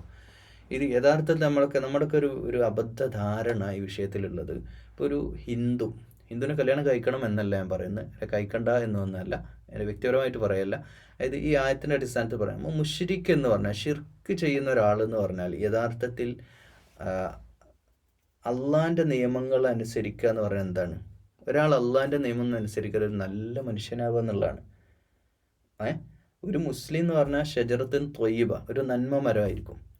ആ മുസ്ലിമിന് ആ കൂടപ്പിറപ്പുകൾക്ക് അയാളെ കൊണ്ട് ഉപകാരം ഉണ്ടാവും, വീട്ടുകാർക്ക് ഉപകാരം ഉണ്ടാവും, അയൽവാസികൾക്ക് ഉപകാരം ഉണ്ടാവും, നാട്ടുകാർക്ക് ഉപകാരം, അയാളുമായിട്ട് ബന്ധപ്പെടുന്നവർക്കൊക്കെ അയാളിൽ നിന്ന് നല്ല ഫലങ്ങൾ കിട്ടുന്നൊരു മനുഷ്യനായിരിക്കും ഒരു മുസ്ലിം വിശ്വാസി എന്ന് പറഞ്ഞാൽ. എന്നാൽ ഒരു മുശ്രിക്ക് എന്ന് പറഞ്ഞാൽ ആരാണ്? ഷിർക്ക് ചെയ്യുന്ന ആളാണ്. ഷിർക്ക് ചെയ്യുന്ന ആളെന്ന് പറഞ്ഞാൽ ആരാണ്? അതായത് അള്ളാഹുവിൻ്റെ ഈ നന്മ പ്രപഞ്ചത്തെ, ഈ നല്ല ഒരു ജീവിതത്തിന് വിരുദ്ധമായി മദ്യപിക്കുന്ന ആളാകാം, അയാൾ ലഹരി ഉപയോഗിക്കുന്ന ആളാവാം, അയാൾ കള്ളുപിടിയനാവാം, അതോടൊപ്പം അയാൾ പെണ്ണുപിടിയനാവാം, അയാൾ ഹറാമായ രീതിയിൽ സമ്പത്ത്, അങ്ങനെ ഒരാളെ പോയി കല്യാണം കഴിക്കേണ്ട കാര്യമില്ലല്ലോ. അതൊരു പെണ്ണാവട്ടെ ആണാവട്ടെ, അങ്ങനെയുള്ള ഒരാളെ കല്യാണം കഴിക്കേണ്ടതില്ല. അങ്ങനെ ആരും കഴിക്കില്ലല്ലോ. നമ്മളെപ്പോഴും നമ്മുടെ ആദർശപരമായിട്ട്, എനിക്കെൻ്റെ പ്രിയമുള്ള സഹോദരന്മാരോട് പറയാനുള്ളത്, ഇതിൽ ഇപ്പം കേരളത്തിലെ വ്യത്യസ്ത സംഘടനകളുള്ളവർ ഈ ശബ്ദം കേൾക്കുന്നുണ്ട്. അപ്പം നിങ്ങൾ ഏറ്റവും നല്ലത്, ഏറ്റവും അഫ്ളലായ കാര്യം നിങ്ങളുടെ സംഘടനയായിട്ട് യോജിച്ചു പോകുന്ന ആളുകളെയാണ്. ഉദാഹരണമായിട്ട് പറയാം, ഇപ്പോൾ ഒരു സലഫി അങ്ങനെ കല്യാണം കഴിക്കേണ്ട പക്ഷപാതപരമായിട്ട് പറയല്ല, കല്യാണം കഴിക്കുന്നവർ കഴിച്ചോളൂ, സന്തോഷത്തോടെ ആണെങ്കിൽ പരസ്പരം അഡ്ജസ്റ്റ് ചെയ്യാൻ അണ്ടർസ്റ്റാൻഡിങ് ഉണ്ടാവണം, അല്ലെങ്കിൽ പ്രശ്നമാണ്. ഇപ്പോൾ ഒരു സലഫി ആയിട്ടുള്ള ഒരു സഹോദരിയെ സലഫി അല്ലാത്ത ഒരു ആണ് കല്യാണം കഴിച്ചു, എന്താ സംഭവിക്കുക? വലിയ വിഷയമൊന്നുമല്ല ഇത് കേട്ടോ. അങ്ങനെ കല്യാണം കഴിച്ച് സന്തോഷത്തോടെ ജീവിക്കുന്നവരുണ്ട്. അവൾ പള്ളി പോകണേ പോയിക്കോട്ടെ, അവൾക്ക് സലഫി പള്ളി പോകണമെങ്കിൽ അവിടെ പള്ളി പോയിക്കോട്ടെ എന്ന് പറയുന്ന സുന്നി ആയിട്ടുള്ള ആണുങ്ങൾ, അങ്ങനെയൊക്കെ ജീവിക്കുന്നവരുണ്ട്. ഇന്നത്തെ കാലത്ത് അതൊക്കെ സാധ്യമാണ്. പക്ഷേ ഏറ്റവും നല്ലത്, ഏറ്റവും നിങ്ങളുമായിട്ട് ആദർശപൊരുത്തം ആദർശമൊക്കെ ഒന്ന് തന്നെയാണ് നമ്മുടെ, പക്ഷേ കുറച്ചുകൂടെ നിങ്ങൾ ചിന്തിക്കുന്ന പോലെ ചിന്തിക്കുന്ന ആളാണ്. അപ്പം ഉദാഹരണമായിട്ട് പറയണേ, ഒരു സുന്നി ആയിട്ടുള്ള ഒരു സഹോദരിയാണെങ്കിൽ നിങ്ങൾ ഏറ്റവും നല്ലത് സുന്നി കുടുംബത്തിൽ നിന്ന് തന്നെ കല്യാണം കഴിക്കുകയാണ്. അതാണ് ഏറ്റവും നല്ലത്. കാരണം ഈ ഹദ്ദാദിനെയും മൗലൂദിനെയും ഇതൊന്നും അംഗീകരിക്കാൻ ഒരിക്കലും ഒരു സലഫിക്ക് സാധ്യമല്ല. പിന്നെ അതിൻ്റെ പേരിൽ കോൺഫ്ലിക്റ്റും പ്രശ്നങ്ങളുമായിട്ട് എന്നും വർത്തമാനങ്ങളൊക്കെ ആകുന്നതിനേക്കാൾ നല്ലത് ഏറ്റവും നിങ്ങളുടെ തന്നെ ലെവലിലുള്ളവരെ കല്യാണം കഴിക്കുകയാണ് നല്ലത്. ഓക്കെ, കഴിക്കണ്ട എന്നല്ല, അത് ഒരു നിർദ്ദേശം വെച്ചതാണ്. എന്നാൽ അതുപോലെയല്ല ഷിർക്ക് ചെയ്യുന്ന ആളുകൾ. ഈ മുസ്ലിം കമ്മ്യൂണിറ്റിയിലും ഷിർക്ക് ചെയ്യുന്നവരുണ്ട് കേട്ടോ, അതും പറയാം. അപ്പം അങ്ങനെ വെറും ഷിർക്കൻ ആചാരങ്ങളുമായിട്ട് ജീവിക്കുന്നവരിലൊന്നും പോയിട്ട് കല്യാണം കഴിക്കാതിരിക്കുക. വല അമതും മുഅ്മിനതുൻ ഖൈറും മിൻ മുശ്രികതിൻ വലൗ അഅജബത്കും. നിങ്ങൾ സൗന്ദര്യമൊക്കെ നോക്കുമ്പോൾ ചിലപ്പോൾ ഒരു പക്ഷേ മുസ്ലിമായ ഒരു പെണ്ണിനേക്കാൾ ചിലപ്പോൾ അല്ലാത്ത ഒരു പെണ്ണിനെ, ഒരു മുശ്രിക്കിനെ നിങ്ങൾക്ക് വല്ലാതെ ഇഷ്ടമൊക്കെ തോന്നിയാലും നിങ്ങൾക്ക് നല്ലതെന്താണ്? നല്ലതെന്ന് പറഞ്ഞാൽ അത് ചെയ്യാൻ നല്ലത്. നമ്മൾ ഈ ഉമ്മ മക്കളോടും വാപ്പ മക്കളോടൊക്കെ പറയില്ലേ, എടാ എനിക്ക് നല്ലതല്ല കേട്ടോ ഈ കളി എന്നൊക്കെ പറഞ്ഞാൽ എന്താ അതിൻ്റെ അർത്ഥം? നിങ്ങൾ ചെയ്താൽ നിങ്ങൾ തന്നെ പെടാൻ പോകുന്നത്. താൻ കുഴിച്ച കുഴിയിൽ താൻ തന്നെ വീഴും. ജീവിതത്തിൽ നിക്കാഹൊക്കെ ഒന്നേ പറ്റുള്ളൂ, ഒന്നേ ഉണ്ടാവുള്ളൂ. 2, 3 കിട്ടുന്നവരുണ്ട്, വളരെ അപൂർവം, ഗതിയില്ലാതെ. പക്ഷേ നമ്മളാ കിട്ടുന്നത് ഏറ്റവും നല്ലതായാലും ഒരാളുടെ ജീവിതം തന്നെ പകുതി ശരിയായ പോലെയാണ്. നല്ലൊരു പാർട്ട്ണറെ കിട്ടാൻ ജീവിതത്തിൽ വലിയൊരു ഭാഗ്യമാണ്. വലാ തുൻകിഹുൽ മുശ്രികീന ഹത്താ യുഅ്മിനു. ഒരു ദിവസം 75ഓളം ഡിവോഴ്സ് കേസ് ഫയൽ ചെയ്യുന്ന കേരളത്തിൽ നിന്നിട്ടാണ് ഞാനിത് സംസാരിക്കുന്ന പ്രിയമുള്ളവരെ. നല്ലൊരു പാർട്ട്ണറെ കിട്ടാൻ ജീവിതത്തിൽ വലിയൊരു ഭാഗ്യമാണ്. വലാ തുൻകിഹുൽ മുശ്രികീന ഹത്താ യുഅ്മിനു അപ്പോൾ നിങ്ങൾ മുശ്രിക്കിനെ കല്യാണം കഴിക്കാൻ തന്നെ തീരുമാനിച്ചെങ്കിൽ അവർ ഈമാൻ വിശ്വാസത്തിലെത്തുന്നവരെ നിങ്ങൾ കാത്തിരുന്നേ പറ്റൂ. വല ആബദ്, എന്നാൽ അവൾ വിശ്വാസിയാകുന്നത് കല്യാണം കഴിക്കാൻ വേണ്ടിയുള്ള പരിപാടിയാണെങ്കിൽ ആ പരിപാടിക്ക് അള്ളാഹുവിന് യാതൊരു ഉത്തരവാദിത്വമില്ല. അങ്ങനെയുള്ളൊരു ഇസ്ലാമിക പരിവർത്തനം അങ്ങനെ പാടില്ല. മനപരിവർത്തനമാണ്, മതപരിവർത്തനമല്ല. ഒരാളെ മതം മാറ്റി കൊണ്ടുവരാൻ ഇസ്ലാമിൽ യാതൊരു ആഹ്വാനവും ഇല്ല.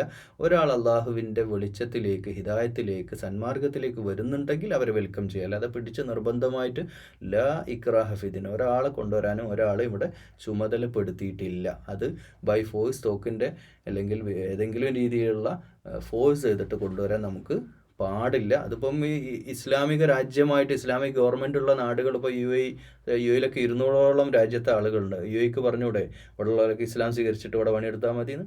അങ്ങനെയൊന്നും പാടില്ലാത്തത് കൊണ്ട് തന്നെയാണ്. അതൊക്കെ വെറുതെ നമ്മുടെ ചില തൽപര കക്ഷികളായിട്ടുള്ള വർഗീയവാദികൾ വർഗീയത കമ്മ്യൂണൽ പ്രശ്നങ്ങൾ ഉണ്ടാക്കാൻ വേണ്ടിയിട്ട് വർഗീയ ധ്രുവീകരണത്തിന് വേണ്ടി ശ്രമിക്കുന്ന ചില ആളുകൾ പറഞ്ഞു വരുത്തുന്നതല്ലാതെ അതിലൊന്നും സത്യമല്ല, കഴമ്പില്ല. ഒരാൾക്ക് ഇഷ്ടമുണ്ട് സ്വീകരിച്ചാൽ മതി ഇസ്ലാം.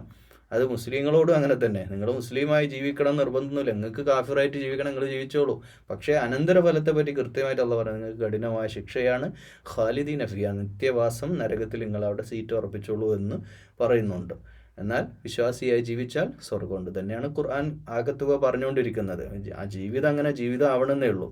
വല അബ്ദും മുഅ്മിനുൻ ഖൈറും മിൻ മുശ്രിക്കിൻ വലൗ അഅജബകും. ഇനി ഏതൊരു ഒരു ആബിദായ ഒരു മനുഷ്യൻ ഒരു മുശ്രിക്കിനേക്കാളും ഹൈറായിട്ടുണ്ടെങ്കിൽ അത് നിങ്ങളെ ആജബത്ക്കും, നിങ്ങളെ കൗതുകം ഉണർത്തും. ഒരു ബഹുദവിശ്വാസിയേക്കാൾ ഉത്തമൻ ആരാണ്? ഒരു നല്ലൊരു ഈമാനുള്ളൊരു മുഅ്മിനാണ്. ഉലൈക യദ്ഊന ഇലന്നാർ. അതാണ് എൻ്റെ പോയിൻ്റ്. അവിടെയാണ് അവരെന്ത് ചെയ്യും? അവർ ക്ഷണിക്കുന്നത് എങ്ങോട്ടാണ്? നരകത്തിലേക്കാണ്. താൽക്കാലിക സൗന്ദര്യത്തിന് വേണ്ടിയിട്ടേ, തൽക്കാലത്തേക്കുള്ള സുഖത്തിന് വേണ്ടിയിട്ട് സൗന്ദര്യം കണ്ടങ്ങ് മഴങ്ങിയിട്ട് എനിക്ക് അവള് മതി എന്ന് പറയുന്ന ചെറുപ്പക്കാരാ, അല്ലെങ്കിൽ മുസ്ലിം കമ്മ്യൂണിറ്റിയിൽ മുസ്ലിമായിട്ട് ജീവിച്ച പെണ്ണ് വലുതായിട്ട് പറയാ, ഒരു ചെക്കനെ കണ്ടുപോയത് അന്യമതസ്ഥയിൽപ്പെട്ട അല്ലെങ്കിൽ അന്യജാതിക്കാരനായ ഒരുത്തനെ കൂടെ ഒരു കാഫിറായി എന്ന് പറയുമ്പോൾ നമ്മൾ തെറ്റിദ്ധരിക്കരുതേ, ഈ നിഷേധ സ്വഭാവത്തിലുള്ള ഒരു മനുഷ്യൻ. എന്നാൽ ക്രൈസ്തവ ക്രിസ്ത്യാനികളെ കല്യാണം കഴിക്കാം. ക്രിസ്ത്യാനി ഒരിക്കലും മുശ്രിക്കല്ല, കാഫിറുമല്ല. ക്രിസ്ത്യാനിയുടെ അന്തസത്ത ആരാണ്? അള്ളാഹുവിൽ വിശ്വസിക്കുന്നുണ്ട് അവർ, പേര് വ്യത്യാസം ഉണ്ടെങ്കിലും. പക്ഷേ കുഫ്രിയത്ത് മനസ്സിലുള്ള, കുഫ്രിയത്തുമായിട്ട് ചെറുക്കൻ ആചാരങ്ങളുമായിട്ട് ജീവിക്കുന്ന ഒരു മനുഷ്യനെ സ്വീകരിക്കുക ഒരു മുസ്ലിം പെണ്ണിന് സംഭവിക്കാൻ പാടില്ല. കാരണം അയാൾ കൊണ്ടുപോയ ഇലന്നാർ, നരകത്തിലേക്കാണ്. ഇത് വിഷയമാണ്, ഇത് വലിയ വിഷയമാണ്. കാരണം ഇപ്പം മുസ്ലിം പെണ്ണ് പോയി വേറൊരുത്തനെ കല്യാണം കഴിച്ചിട്ട്, ഹിന്ദു അല്ലെങ്കിൽ ഏതെങ്കിലും ഒരു ജാതിക്കാരനെ, ജൂതനെ പോയി കല്യാണം കഴിക്കുക. എന്നിട്ട് ആ ജൂതനെ കല്യാണം കഴിക്കുന്നോടത്ത് അഭിപ്രായ വ്യത്യാസമുണ്ട്. ജൂതനും തൗഹീദ് ഉൾക്കൊണ്ട വ്യക്തിയാണെന്ന് നമ്മൾ മനസ്സിലാക്കണം. അപ്പോൾ എന്നാൽ കുഫർ സത്യനിഷേധവും ആയിട്ട് നടക്കുന്ന ഒരാൾ, അയാളുടെ ജീവിതത്തിൽ നമ്മൾ എത്തുന്നതോട് പിന്നെ അങ്ങോട്ടൊക്കെ പ്രശ്നമാണ്. ഇപ്പോൾ കുട്ടികളുണ്ടായി, മദ്രസ പഠിപ്പിക്കണ്ടേ, ദീന് പഠിപ്പിക്കണ്ടേ, ഖുർആൻ പഠിപ്പിക്കണ്ടേ, എന്ത് ചെയ്യും? എവിടെയൊക്കെ നിങ്ങൾ വലുതായി, നിങ്ങൾ എത്ര ആഗ്രഹിക്കും പള്ളിയിലൊന്നും എൻ്റെ മോനെ വിടണം? അവൻ പറയും പള്ളിയിലൊന്നും വിടണ്ട, അവനെ നമുക്ക് ഇങ്ങനെയായിട്ട് വളർത്തുക സെക്കുലറായിട്ട്. മതമൊന്നും അവന് വേണ്ട, അവന് തൊപ്പിയും ഇതൊന്നും വേണ്ട, ഒന്നും വേണ്ട എന്ന് പറയുന്ന രീതിയിൽ എത്തുകയാണ് ചെയ്യുക ലാസ്റ്റ്. അതൊക്കെ പിന്നീട് ഇതൊക്കെ സൗന്ദര്യമൊക്കെ താൽക്കാലികമാണ്. സൗന്ദര്യം സമ്പത്തൊന്നും വിചാരിച്ചിട്ട് ആരും ഒന്നിൻ്റെ പിന്നാലെയും പോകണ്ട. വെറുതെ പരലോകം കളയരുതേ എന്നാണ് ഈ വിഷയത്തിൽ. ഇതൊക്കെ കേൾക്കേണ്ടവർ കേൾക്കില്ലല്ലോ. ഇതൊക്കെ കേൾക്കുന്നവർ നമ്മൾ വിശ്വാസികളായ ആളുകളെ അത് കേൾക്കുള്ളൂ. കേൾക്കേണ്ട ആളുകൾ ഇത് എത്തൂല്ല, അതാണുള്ള വിഷയം. എന്തായാലും ഉലായിക്ക യദൂന, അവർ നരകത്തിൽ എത്തിക്കും എന്നുള്ളതാണ് വിഷയം. അതാണ് ഇതിൻ്റെ മർമ്മം, അല്ലാതെ വേറൊന്നും ഉണ്ടായിട്ടല്ല. അവർ ഇസ്ലാം സ്വീകരിച്ച് വിശ്വാസം ഉൾക്കൊണ്ടിട്ടാണെങ്കിൽ അവരെ നമുക്ക് സ്വീകരിക്കുന്നതിൽ യാതൊരു തടസ്സമില്ല. വല്ലാഹു യദ്ഉ ഇലൽ ജന്നതി വൽ മഗ്ഫിറതി ബിഇസ്നിഹി. അള്ളാഹു അനുവദിക്കുന്ന, അള്ളാഹുവിൻ്റെ ഇംഗിതമുണ്ടെങ്കിൽ ജന്നത്തിലേക്കും സ്വർഗത്തിലേക്കുമാണ് നിങ്ങളെ ക്ഷണിക്കുന്നത്. അപ്പം ഏറ്റവും നല്ലത് ഈമാനുള്ളതിനെ നമുക്കൊന്ന് കടന്നു പറയുകയാണെങ്കിൽ, നിങ്ങളൊരു അഹ്ലുസുന്നത്തി വൽ ജമാഅത്തിൻ്റെ നല്ല സത്യസുന്നികളാണെങ്കിൽ, നമ്മൾ സത്യസുന്നികൾ എന്നുള്ളൊരു വാക്ക് ഞാൻ ഉപയോഗിക്കുകയാണ് അവിടെ, യഥാർത്ഥ സുന്നിയായിട്ട് നിങ്ങൾ ജീവിക്കുന്ന ആളാണെങ്കിൽ, അള്ളാഹിൻ്റെ റസൂലിനെ ഇത്തിബാ ചെയ്തുകൊണ്ട് അള്ളാഹുവിൻ്റെ മുമ്പിൽ മാത്രം സുജൂദ് ചെയ്തുകൊണ്ട്, വേറൊരു കബറിടത്തിലും പോയി സുജൂദ് ചെയ്യാതെ ശിർക്കൻ ആചാരങ്ങളും ഇല്ലാതെ വളരെ നല്ല രീതിയിൽ ജീവിക്കുന്ന ഒരു സുന്നിയാണ് നിങ്ങളുടെ കുടുംബത്തിലുള്ള, അതായത് നിങ്ങളുടെ അഹ്ലിലുള്ള, കുടുംബം എന്ന് പറഞ്ഞാൽ ഞാൻ മറ്റേ രക്തബന്ധമോ കുടുംബബന്ധമോ അല്ല പറയുന്നത്, ആ ഒരു ആശയത്തിൽ ജീവിക്കുന്ന ആളെ. ഇപ്പോൾ ഒരു ചെറിയൊരു ഉദാഹരണം പറയാം. ഇപ്പോൾ ഒരാണിന് ഇഷ്ടമാണ് എൻ്റെ വൈഫ് നിക്കാബ് ഇടണം, എങ്കിൽ നിങ്ങൾ നിക്കാബ് ഇടുന്ന ഒരു പെണ്ണിനെ നോക്കിയാൽ മതി. നിങ്ങളല്ലാത്തവരെ കെട്ടിയിട്ട് ഓളെ കൊണ്ട് നിക്കാബ് ഇടിപ്പിച്ചിട്ട് കാര്യമില്ല. ഒരു ചുരിദാർ ഇട്ട് അല്ലെങ്കിൽ പർദ്ദ ഇടാത്ത ഒരു പെണ്ണ്, അവരുടെ ഉമ്മയും പർദ്ദ ഇടാറില്ല, മക്കളും അവരുടെ കുടുംബത്തിൽ ആരും പർദ്ദ ഇടാറില്ല, എന്നിട്ട് അങ്ങനത്തെ ഒരു കുടുംബത്ത് പോയിട്ട് പൈസ നോക്കിയോ സൗന്ദര്യം നോക്കിയോ നിങ്ങൾ കല്യാണം കഴിച്ചു. നിങ്ങൾ നിർബന്ധിച്ച അവൾ ഇട്ടോളും, പക്ഷേ അതൊന്നും ഒരു കാര്യമല്ല. അതൊന്നും അവൾ ഇഷ്ടമില്ലാതെ ചെയ്യുന്ന കാര്യങ്ങളാണ്. അപ്പോൾ നിങ്ങളുമായിട്ട് ആശയപരമായിട്ടും മാനസികമായിട്ടും പൊരുത്തുള്ള ആളോട് മാത്രം, എല്ലാം നമുക്ക് മാറ്റിവരച്ച് നോക്കാൻ കഴിയില്ലെങ്കിലും പരമാവധി നോക്കിയിട്ട് മാത്രം വിവാഹത്തിലേക്ക് പോകുക എന്നുള്ളത്. ദീനിയായിട്ടുള്ള കാര്യത്തിലൊക്കെ നോക്കുക. ഇനി സലഫിനെ പറ്റി പറയാണ്. ആദർശപരമായിട്ട് സലഫി ചിന്താഗതിയുള്ള ഒരു എക്സ്ട്രീം ലെവലിൽ ചിന്തിക്കുന്ന ആളാണ് സലഫി. അപ്പോൾ അത് SLF ഇപ്പം പല രീതിയിലേക്ക് ഡൈവേർട്ട് ചെയ്തിട്ടുണ്ട്. മുജാഹിദ് പ്രസ്ഥാനം ഒരു 5 കാറ്റഗറി ആയിട്ട് മാറിയിട്ടുണ്ട്. നല്ല സ്ട്രോങ് ഉള്ളവരുണ്ട്, സ്ട്രോങ് എന്ന് പറഞ്ഞാൽ ദീനി കാര്യത്തിൽ പല വിഷയം, ഇപ്പം മ്യൂസിക് തൊടാൻ പാടില്ല, ഒരു ചെറിയ ടങ് അടിക്കുന്ന പോലും പറ്റില്ല എന്ന് പറഞ്ഞ് വായോണ്ട് പാടിയാൽ മതി എന്ന് പറയുന്ന ആളുകളുണ്ട്.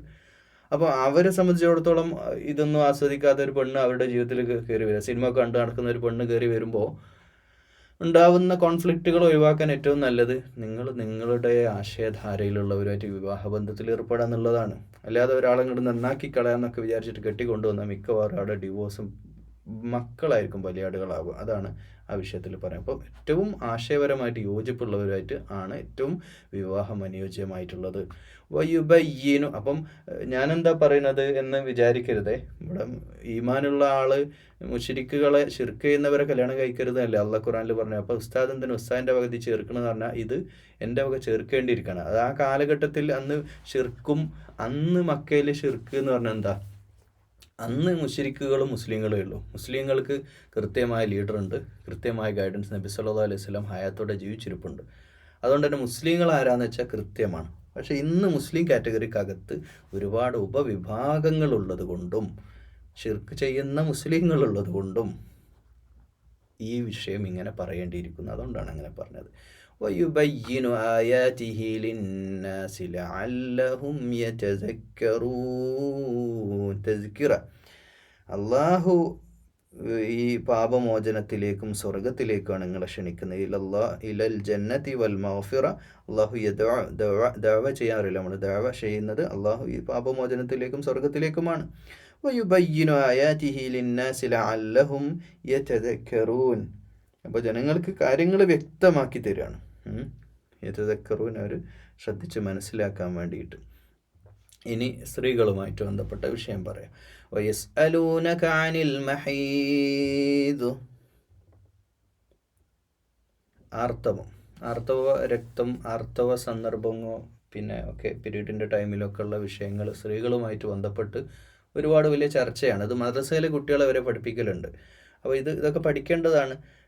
ആണും അറിഞ്ഞിരിക്കണം, പെണ്ണും അറിഞ്ഞിരിക്കണം. അപ്പോൾ നമുക്കറിയാം ഇന്ന് ഇപ്പം മറ്റ് ഇതര മതവിശ്വാസത്തിലടക്കം ഇത് വിഷയമാണ്. ഈ സന്ദർഭത്തിൽ ആരാധനകൾ വേണ്ട, അമ്പലത്തിൽ പോകണ്ട എന്നൊക്കെ നമുക്കറിയാവുന്ന കാര്യമാണ്. വയസ്അലൂനക അനിൽ മഹീദ്, ഈ ആർത്തവ സന്ദർഭത്തെ പറ്റി പറയാം. അത് നമുക്കറിയാലോ, പുരുഷനല്ലല്ലോ പ്രസവിക്കേണ്ടത് സ്ത്രീയാണ്. അപ്പം സ്ത്രീയെ സംബന്ധിച്ചിടത്തോളം അതിൻ്റെ സൈക്ലിങ്ങും ക്ലീനിങ്ങും ഒക്കെ കൃത്യമായിട്ട് വയറ്റിൽ നടക്കുക, അതിൻ്റെ പ്രോസസ്സ് നടക്കേണ്ടതുണ്ട്. അപ്പോൾ അതിൻ്റെ അർത്ഥ രക്തത്തെ പറ്റി, അർത്ഥ സന്ദർഭത്തെ പറ്റി ഖുൽ ഹുവ അദൻ ഫതസിലുൻ നിസാഅ ഫിൽ മഹീദ്. മഹീദ് എന്ന് പറഞ്ഞാൽ അതിന് പറയാം. അപ്പോൾ അത് ഒരു മലിനമായ അതൊരു മാലിന്യമാണ്. എന്തായാലും അതൊരു മലിനമാണ്. ഓക്കെ. അപ്പോൾ ഫതസിലു, നിങ്ങൾ അകന്ന് നിൽക്കണം. അപ്പം പുരുഷന്മാർ സ്ത്രീകളെ സമീപിക്കുക പറഞ്ഞാൽ കെട്ടിപ്പിടിക്കുന്നതിനും നോക്കുന്നതെന്നല്ല, പച്ചക്ക് പറയാം എന്നല്ല ഇതിന്. നമ്മൾ ആ സമയത്തുള്ള ബന്ധങ്ങൾ, ലൈംഗിക ബന്ധങ്ങൾ നിങ്ങൾ ഉപേക്ഷിക്കണം എന്ന് നിയമം. ഇതൊക്കെ ഇങ്ങനെ നിയമങ്ങൾ, യുദ്ധ നിയമങ്ങൾ പറഞ്ഞു, മദ്യവുമായിട്ട് ബന്ധപ്പെട്ട വിഷയം പറഞ്ഞു, യത്തീമുമായിട്ട് ബന്ധപ്പെട്ട വിഷയം പറഞ്ഞു. അപ്പോൾ നിയമങ്ങൾ അള്ളാഹുവിൻ്റെ നിയമനിർദ്ദേശങ്ങളുടെ, അള്ളാഹുവിൻ്റെ ഭരണഘടനയാണ്, അതായത് നിയമപുസ്തകം എന്ന് നമുക്ക് പറയാം. ഒരു ലോ പഠിക്കുന്ന ഒരു നിയമ വിദ്യാർത്ഥിയെ പോലെ നമ്മൾ ഈ ദുനിയാവിലെ നിയമങ്ങളല്ല പറ. അപ്പോൾ ആ നിയമം പറഞ്ഞാൽ പിന്നെ ആ സമയത്ത് നമ്മൾ കയറിയിട്ട് ലൈംഗിക ബന്ധത്തിൽ ഏർപ്പെടാൻ പാടില്ല എന്ന് തന്നെയാണ് ഇവിടെ പറയുന്നത്. വല തഖറബൂഹുന്ന ഹത്താ യത്ഹറ, അവർ ശുദ്ധിയാകുന്നവർ. അപ്പോൾ ആ ശുദ്ധികാലം വരെ, അവർ കുളിച്ച് വൃത്തിയായി വരുന്നവരെ അതൊരു മാലിന്യമായിട്ട് തന്നെ നമ്മൾ കാണണം. അത് ശരീരത്തിൽ മാലിന്യമാണ്. ആ സന്ദർഭത്തിൽ അതിൻ്റെ ശാസ്ത്രീയമായിട്ടുള്ള വിഷയങ്ങളും വശങ്ങളും മാനസികമായിട്ട് എത്രത്തോളം പ്രയാസപ്പെടും. ആ സമയത്ത് ഒരു പെണ്ണിനെ സംബന്ധിച്ചിടത്തോളം എത്രമേൽ മാനസിക ബുദ്ധിമുട്ടുകളും പ്രയാസങ്ങളും വേദനയും, മൂഡ് ഓഫ് ആയിട്ട് മാനസിക തളർന്ന്. അപ്പം വേണ്ടത്, അപ്പം പുരുഷനെ സംബന്ധിച്ചിടത്തോളം ആ സമയത്തും എന്തായിരിക്കും, പുരുഷൻ ആ സമയത്തും അവൻ്റെ ലൈംഗിക രതി പൂർത്തിയാക്കുക, ലൈംഗികത അവൻ്റെത് അടക്കുക, അതിനു വേണ്ടിയിട്ട് അവൻ ഫലം പ്രയോഗിക്കാൻ പാടില്ല. അപ്പം പുരുഷൻ അവൻ്റെ വികാരത്തെ അടക്കി നിർത്തണം. അപ്പോൾ നമ്മൾ നമ്മുടെ തോന്നലുകൾക്കും ജഡിക താല്പര്യങ്ങൾക്കും അപ്പുറം അള്ളാൻ്റെ നിയമം പാലിക്കുന്നത്. ശരിക്കും ഇത് മാനുഷികമായൊരു സമീപനമാണ്. അള്ള സ്ത്രീകളോടുള്ള ആദരവാണിത്. നിങ്ങൾ ആലോചിച്ച് നോക്കൂ, ആ സമയത്ത് വന്ന് ഇത് കേൾക്കുന്ന സഹോദരിമാർ ആലോചിച്ച് നോക്കൂ, ആ സമയത്ത് വന്നിട്ടൊരു പുരുഷനിങ്ങനെ അറ്റാക്ക് ചെയ്യാൻ വന്നു കഴിഞ്ഞാൽ എന്തുമാത്രം ഓൾറെഡി മാനസികമായിട്ട് പ്രയാസങ്ങൾ, വേദന, പ്രശ്നങ്ങൾ, അതിൻ്റെ ഇടയ്ക്ക് ഇവൻ്റെ ഈ ഒരു ചെയ്തികളും കൂടെ ആണെങ്കിൽ എന്തൊരു അവസ്ഥ. നിങ്ങളോട് എത്രത്തോളം അള്ളാഹിൻ്റെ റഹ്മത്തുണ്ട്. മാഷാ അള്ളാഹ്. അത് എത്രത്തോളം സ്ത്രീ എന്ന വിഭാഗത്തെ പരിഗണിക്കുന്നുള്ളതിൻ്റെ ഏറ്റവും വലിയ ഉദാഹരണമാണിത്. ഇത് ചെറിയ കാര്യം, നിസ്സാര കാര്യമല്ല. ഇനിയിപ്പോൾ ശാസ്ത്രീയമായിട്ട് നമ്മൾ ആ സന്ദർഭത്തിൽ ഇങ്ങനെ ബന്ധപ്പെടുകയൊക്കെ ചെയ്താലുണ്ടാവുന്ന പ്രശ്നങ്ങൾ വേറെയാണ്. മാലിന്യമാണ്, ഇൻഫെക്ഷൻ, ബാക്ടീരിയ പ്രശ്നങ്ങൾ, രണ്ടുകൂട്ടർക്കും അത് പ്രശ്നമായിട്ട് വരും. അപ്പോൾ അതിൽ നിന്നൊക്കെ ഒഴിവാകാൻ കൂടിയാണ്. അപ്പോൾ ശുദ്ധിയാകുന്നത് വരെ കാത്തിരിക്കുക. ആ സന്ദർഭത്തിൽ ബന്ധം വേണ്ട എന്ന് തൊടാൻ പാടില്ല എന്നൊന്നും അല്ല കേട്ടോ, അങ്ങനെയൊന്നും വിചാരിക്കരുത്. ചില ഐത്തൊക്കെ ഉണ്ട് പല നാട്ടിലും, അടുക്കളയിൽ കയറരുത്, അടുക്കളയിൽ കയറാൻ പാടില്ല, അങ്ങനെയൊന്നുമല്ല. ബാക്കിയെല്ലാം ചെയ്യും. ആരാധനാനുഷ്ഠാനങ്ങളിൽ നിന്ന് മാറി നിൽക്കുക എന്നതിലപ്പുറം, അല്ലെങ്കിൽ ലൈംഗികം ഒന്ന് മാറി നിൽക്കുക, വേറെ ഒരു രീതിയിലുള്ള അവഗണനയും പാടില്ല എന്ന് മാത്രമല്ല, ആ സന്ദർഭത്തിലാണ് ഒരാണ് ഏറ്റവും കൂടുതൽ ചേർത്ത് പിടിക്കുകയും ഉമ്മ വെക്കുകയും ചേർത്ത് പിടിക്കുകയും തലോടുകയും എല്ലാവിധ സപ്പോർട്ടും, ആ സന്ദർഭത്തിന് വേണ്ട എല്ലാവിധ സപ്പോർട്ടും പുരുഷൻ്റെ ഭാഗത്തുനിന്ന് വരികയും ചെയ്യേണ്ട സന്ദർഭമാണെന്ന് വിശുദ്ധ ഖുർആൻ്റെ കൽപ്പനയാണ്. വലാ തഖറബൂഹുന്ന ഹത്താ യത്ഹറ, എന്നാൽ നിങ്ങൾ ശുദ്ധിയായി കഴിഞ്ഞാൽ നിങ്ങൾ സമീപിച്ചോളൂ എന്ന് തന്നെയാണ് പറയുന്നത്. ഫഇദാ തطهرن فأتوهن من حيث أمركم الله, ഇത് അള്ളാഹുവിൻ്റെ കൽപ്പനയാണ്. ശുദ്ധിയായാൽ നിങ്ങൾക്ക് അവരെ സമീപിക്കാം. അപ്പോൾ നിങ്ങളോട് കൽപ്പിച്ച പ്രകാരം നിങ്ങൾ അവരെ സമീപിക്കുക. അപ്പോഴും ഇതിനൊക്കെ പരിധികളും വെച്ചിട്ടുണ്ട്. ഇന്നല്ലാഹ യുഹിബ്ബുത് തവ്വാബീന വയുഹിബ്ബുൽ മുതത്വഹിരീൻ, അതായത് ശുദ്ധിയുള്ള ആളുകളെയും തൗബ ചെയ്യുന്നവരെയും അള്ളാഹു വരാം. അപ്പോൾ ഇവിടെ തൗബയേറ്റതിനെന്താ ബന്ധം? ആരെങ്കിലും തെറ്റ് ചെയ്തിട്ടുണ്ടെങ്കിൽ അതൊക്കെ എന്ത് ചെയ്യുക, പശ്ചാത്തപിച്ചുകൊള്ളുക എന്നതിൻ്റെ ഒരു രീതിയിലാണ് അള്ളാഹു ഈ ആയത്ത് അവസാനിപ്പിക്കുന്നത്. ഇനി സ്ത്രീകളുടെ വിഷയം പറയുന്നത്. നിസാഉകും ഹർസുൽ ലക്കും ഫഅ്തു ഹർസകും അന്നാ ശിഅ്തും, വേറെ തെറ്റിദ്ധരിക്കപ്പെട്ട ഒരു ആയത്ത് കൂടെയാണ്. ശരിയായ പരിഭാഷകളിലും പല ആളുകളും ദുർവ്യാഖ്യാനം ചെയ്യുന്ന പല ആയത്തുകളുണ്ട്. അതിൽപ്പെട്ട ഒരായത്ത് നിസാഉക്കും, പെണ്ണുങ്ങൾ, ഹർസുല്ലക്കും ഫഅ്തു ഹർസക്കും അന്നാ ശിഅ്തും, അതായത് നിങ്ങൾ ഉദ്ദേശിക്കുന്ന പോലെ നിങ്ങളുടെ ഒരു കൃഷിയിടമാണ് നിങ്ങളുടെ പെണ്ണ് എന്ന് പറഞ്ഞാൽ ഇതെന്താ, കൃഷി ഇറക്കുക, വിത്തിറക്കുക. നമ്മളൊരു മണ്ണിൽ വിത്തിറക്കി കൃഷി ഉണ്ടാക്കി ഫലങ്ങൾ എടുക്കലെങ്ങനെ, അതുപോലെ ഒരു സ്ത്രീയിൽ നിന്ന് നമുക്ക് ഒരുപാട് ഫലങ്ങൾ കിട്ടാനുണ്ട്. സ്നേഹവും കാരുണ്യവും തലോടലുകളും. ഒരു സ്ത്രീ എന്ന് പറഞ്ഞാൽ ഒരു ഉമ്മയിൽ നിന്ന് മക്കൾക്ക് എന്തൊക്കെ കിട്ടാനുണ്ട്, അതൊക്കെ കിട്ടാനുണ്ട്. സ്നേഹവും എല്ലാ അർത്ഥത്തിലും. അതിലൊക്കെ അപ്പുറം കുഞ്ഞുങ്ങളെ തരേണ്ട ആരാ, മക്കളെ തരേണ്ട ആരാ? സ്ത്രീയല്ല. അത് പുരുഷന് സാധിക്കൂലല്ലോ. പാല് കൊടുക്കാൻ പുരുഷന് സാധിക്കുമോ? പ്രസവം 9 മാസം വയറ്റിൽ വെക്കാൻ പുരുഷന് സാധിക്കില്ല. അത് വരം വഹിച്ച ശേഷവും തുടർന്നുള്ള ഒരു ഉമ്മ ചെയ്യേണ്ട പണി ഉമ്മ തന്നെ ചെയ്യണം. അപ്പോൾ പുരുഷന്മാരുടെ ജോലിയെടുത്ത് ഞങ്ങൾ ജോലി ചെയ്യാമെന്ന് പറയുമ്പോഴും സ്ത്രീയോട് പറയുന്നത്, പള്ളിയിൽ സ്ത്രീ പോകണോ പോണ്ടേ എന്നുള്ള ചോദ്യത്തിൻ്റെ ഉത്തരം പോലെയാണ് എന്ത്, അതുപോലെ തന്നെ പറഞ്ഞു, നിങ്ങൾ പള്ളിയിൽ പോകാൻ അള്ളാഹു കൽപ്പിക്കുമായിരുന്നു സ്ത്രീകളോട്. പക്ഷേ നിങ്ങൾക്ക് നിർബന്ധമല്ല എന്നാക്കിയത് എന്തുകൊണ്ടാണ്? നിങ്ങളുടെ പരിമിതികളാണ്. നിങ്ങൾക്ക് വേറെ വലിയ ഉത്തരവാദിത്തങ്ങളുള്ളതുകൊണ്ടാണ്. നിങ്ങൾ വീട്ടിൽ നിന്ന് നിസ്കരിച്ചാൽ മതി. നിങ്ങൾക്ക് ഉത്തരവാദിത്തങ്ങൾ കൂടുതലായതുകൊണ്ടാണ്. മാത്രമല്ല, നിങ്ങൾ ഉപജീവന മാർഗം തേടിയിട്ട് ജോലിക്ക് പോവണ്ട എന്ന് ഇസ്ലാം പറഞ്ഞില്ല. എത്രയോ ജോലി ചെയ്യുന്ന സ്ത്രീകളുണ്ട്. അത് GCC രാജ്യങ്ങളൊക്കെ എടുത്താൽ, നമ്മളിപ്പോൾ ആമർ സെൻറ്ററുകളിലൊക്കെ പോയാൽ എത്രയാ, 10-25 കൗണ്ടറുണ്ട്, 25 സ്ത്രീകൾ അവിടെ നിർത്തിയിട്ടുള്ളത്. അപ്പോൾ ഇവരൊക്കെ ജോലി ചെയ്യുന്നവരുണ്ട്. അപ്പം ജോലി ചെയ്യണ്ട എന്നുമല്ല, നിങ്ങൾക്ക് പ്രധാനപ്പെട്ട ഒരു ജോലി നിങ്ങൾ ഏൽപ്പിച്ചിട്ടുണ്ട്. അത് മക്കളെ വളർത്തുക എന്നുള്ളത് തന്നെ. അത് വലിയൊരു ജോലിയാണ്. അതുപോലെ തന്നെ ഭക്ഷണം, ഭർത്താവിനത് സാധിക്കില്ല. ഭർത്താവ് ജോലിക്ക് പോകുന്ന ഒരാൾ വന്ന് ഭക്ഷണം ഉണ്ടാക്കലും കുട്ടികളെ നോക്കലും കൂടി നടക്കൂല. എന്നാലും അതിലൊക്കെ സഹായിക്കണ്ട എന്നല്ല. പക്ഷേ പറഞ്ഞു വരുന്നത്, ഇത് വലിയൊരു ഉത്തരവാദിത്തമാണ്, വലിയ ടാസ്ക്കാണ്. അതൊരാണിന് പെണ്ണ് ചെയ്യുന്ന പോലെ ചെയ്യാൻ കഴിയില്ല. ഒരു മോനെ വളർത്തുക, മോളെ വളർത്തുക എന്നുള്ളത്. അപ്പം അതിനെല്ലാവിധ കെയർപ്പും ആരാ ഈ സമൂഹത്തിൽ ഏറ്റവും നല്ല മനുഷ്യന്മാരായിട്ട് വളരുന്നത്, ഏറ്റവും നല്ല മക്കളെ, ഏറ്റവും നല്ല ഉമ്മ ആരാ? ഇപ്പം ഒരു കാര്യം പറയാം, ഖുർആൻ ഏറ്റവും നന്നായിട്ട് ഓതുന്ന കുട്ടികളെടുത്ത് പരിശോധിച്ചാൽ, അല്ലെങ്കിൽ ഇന്നത്തെ ലോകത്തെ മുഴുവൻ നല്ല കാര്യങ്ങളുടെയും ഉമ്മമാരെടുത്ത് പരിശോധിച്ചാൽ നല്ല ഒന്നാം തരം ബെസ്റ്റ് റിസൈറ്റേഴ്സ് ആയിരിക്കും. നല്ല ഓത്തുകാരായിരിക്കും ഉമ്മമാർ. നല്ല ഖുർആൻ ഓതുന്ന ഉമ്മമാരുടെ മക്കളായിരിക്കും നന്നായിട്ട് ഖുർആൻ ഓതുന്ന മക്കൾ. അതുപോലെ നല്ല സ്വഭാവമുള്ള, നല്ല ബിഹേവിയറുള്ള, പെരുമാറ്റ മര്യാദ നന്നായിട്ട് പെരുമാറാൻ അറിയുന്ന നല്ല മക്കളുണ്ടാക്കിയിട്ടുള്ളത് നല്ല ഉമ്മമാരാണ്.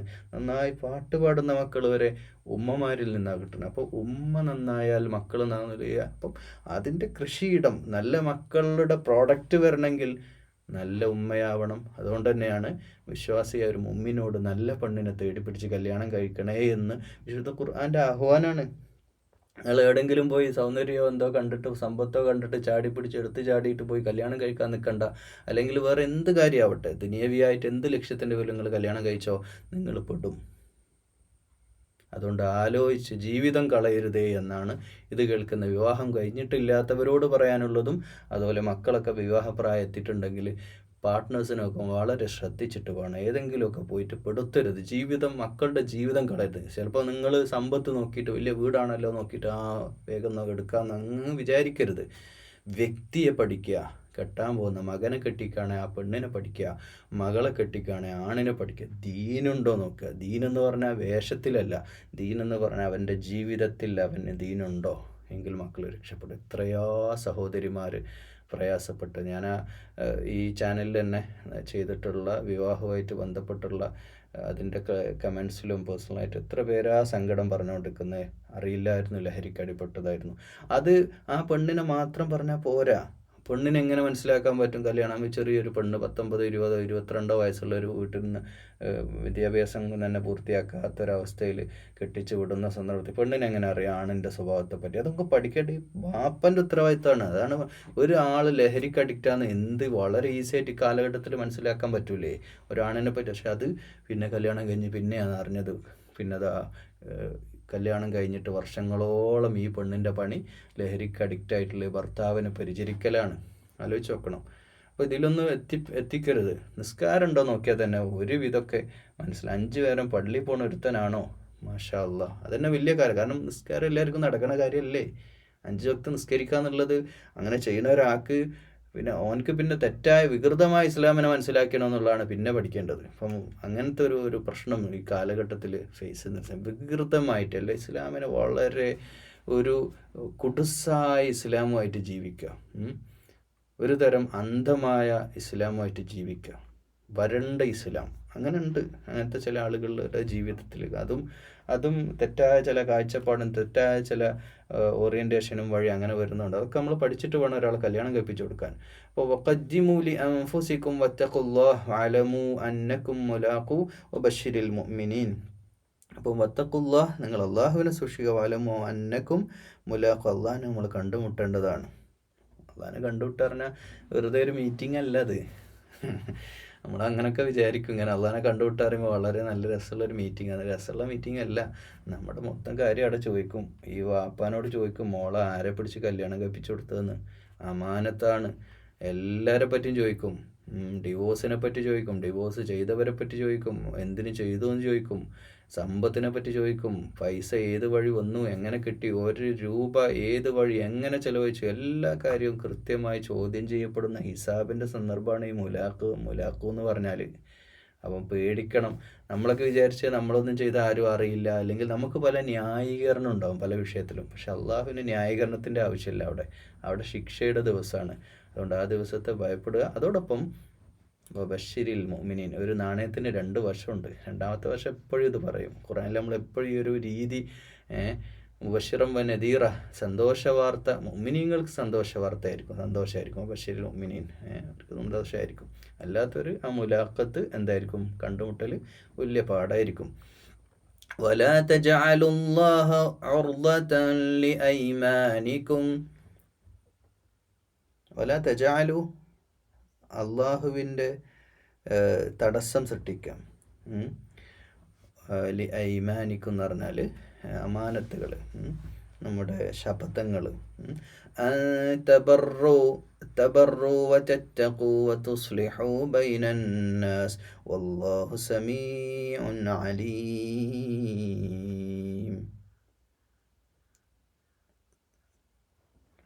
അതായത് ബിർറ് ചെയ്യുക, പുണ്യം ചെയ്യുക, അല്ലെങ്കിൽ തഖ്വ പുലർത്തുക, അല്ലെങ്കിൽ ഇസ്ലാഹ്. 3 കാര്യം ഇവിടെ പറഞ്ഞു. ബിർറ് ചെയ്യുക, നന്മ പ്രവർത്തിക്കുന്ന ആളുകൾ, അല്ലെങ്കിൽ തഖ്വയോടെ ജീവിക്കുക, അല്ലെങ്കിൽ ഇസ്ലാഹ്, പരസ്പരം യോജിപ്പുണ്ടാക്കുക. ഈ കാര്യത്തിനല്ലാതെ വല്ലാഹി എന്ന് പറയരുതെന്ന്. തെറ്റായ കാര്യത്തിന് വേണ്ടി വല്ലാഹി ഞാനത് ചെയ്യും, അങ്ങനെ അന്നൊന്നും പറയരുത്. നമ്മൾ ഈ 3 കാര്യം ഫോക്കസ്ഡ് ആയിരിക്കണം. തഖ്വയുമായിട്ട് ബന്ധപ്പെട്ട് ദീനിയായിട്ടുള്ള വിഷയത്തിൽ പറയാമെന്നല്ലാതെ, അല്ലെങ്കിൽ ആരെങ്കിലും തമ്മിൽ ഇസ്ലാഹ് ഉണ്ടാക്കാൻ, വല്ലാഹി അവൻ എന്നെ പറ്റി നല്ലതേ എന്നോട് പറഞ്ഞിട്ടുള്ളൂ, അപ്പോൾ ഒരു ഇസ്ലാഹ് ഉണ്ടാക്കാൻ, അല്ലെങ്കിൽ പുണ്യം ചെയ്യാൻ വേണ്ടി, നല്ല കാര്യത്തിന് വേണ്ടി എന്നല്ലാതെ ജനങ്ങൾക്കിടയിൽ വല്ലാഹി എന്നുള്ള പദം, അള്ളാഹുവിൻ്റെ പേരിൽ ശപഥം ചെയ്യരുത്. വല്ലാഹു സമീഉ, അള്ളാഹ് എല്ലാം കേൾക്കുന്നുണ്ടെന്ന് മനസ്സിലാക്കിക്കോ. അതൊരു ഭീഷണിയും കൂടെ അതിലുണ്ട് കേട്ടോ. നമ്മളെല്ലാത്തിനും കയറി നമ്മളിപ്പം ഒരു വിശ്വാസം കിട്ടാണ്ട് ഞാൻ വേറെ എവിടെയും, ഇപ്പം കച്ചവടത്തിൻ്റെ സന്ദർഭത്തിലൊക്കെ ഇപ്പോൾ ഒരു 10 ലക്ഷത്തിൻ്റെ ഒരു പ്രോഡക്റ്റ് വിൽക്കാൻ പോവാണ്. ഒരു കാറ് കച്ചവടക്കാരൻ, മുസ്ലിമായിട്ടുള്ള ഒരു മുസ്ലിം കുടുംബം വന്നിട്ട് കാറ് നോക്കും, വല്ലാഹി ഈ റേറ്റിന് നിങ്ങൾ എവിടെയും കിട്ടൂല എന്നൊക്കെ അവിടെ പറയുമ്പോൾ അത് വെറുതെ പറഞ്ഞേക്കണ്ട. അള്ളാഹ് അത് കേൾക്കുന്നുണ്ട്. നിങ്ങളെ കച്ചവടത്തിൻ്റെ ലാഭമല്ല ഇവിടെ വിഷയം. നിങ്ങൾ കള്ളവാണ് ഈ പറയുന്നതെങ്കിൽ നിങ്ങൾക്കുള്ള പണി അള്ളാഹു തന്നിരിക്കും എന്നാണ് ഈ ആയത്തിൻ്റെ മാന. ലാ യുആഖിദുകുമുല്ലാഹു ബില്ലഗ്വി ഫീ ഐമാനികും വലാകിൻ യുആഖിദുകും ബിമാ കസബത് ഖുലൂബുകും വല്ലാഹു ഗഫൂറുർ റഹീം. ബോധപൂർവം അല്ലാതെ പറഞ്ഞു പോകുന്ന എൻ്റെ പേരിൽ അള്ളാഹു നിങ്ങളെ പിടികൂടില്ല. ബോധമില്ലാതെ അറിയാതെ ഒന്ന് പറഞ്ഞു പോയെന്ന് വെച്ചാൽ തെറ്റൊന്നുമില്ല. എന്നാൽ നിങ്ങൾ മനഃപൂർവ്വം നിങ്ങൾ എന്ത് ചെയ്യാണ്, അള്ളാഹുവിൻ്റെ പേരിൽ ശപഥം ചെയ്തിട്ടുണ്ടെങ്കിൽ അള്ളാഹു പരമാവധി നിങ്ങൾക്ക് ശിക്ഷ ലഭിക്കുന്നതാണ്. അതല്ലാതെ തെറ്റ് അറിയാതെ പറ്റി പോകുന്നതാണെങ്കിൽ അള്ളാഹു ഗഫൂറുൻ ഹലീമാണ്. ഹലീം എന്ന് പറഞ്ഞാൽ സഹനം, അത് സഹനശീലനാണ്. ലാ യുആഖിദുകുമുല്ലാഹ്, അള്ളാഹു നിങ്ങളെ പിടികൂടൂലെന്ന്. യുആഖിദുല്ലാഹു ബില്ലഗ്വി, അറിയാതെ അങ്ങനെ സംഭവിച്ചു പോകുന്നുണ്ടെങ്കിൽ, അമാനത്തുകളൊക്കെ പറഞ്ഞിട്ടുണ്ടെങ്കിൽ, അതായത് നമ്മൾ അമാനത്തൊക്കെ പറയുമ്പോൾ അള്ളാഹൊക്കെ പറഞ്ഞ് നമ്മൾ ചെയ്യുകയാണെങ്കിൽ അത് നമ്മൾ ചെയ്യണം. വാക്ക് നമ്മൾ പാലിക്കണം.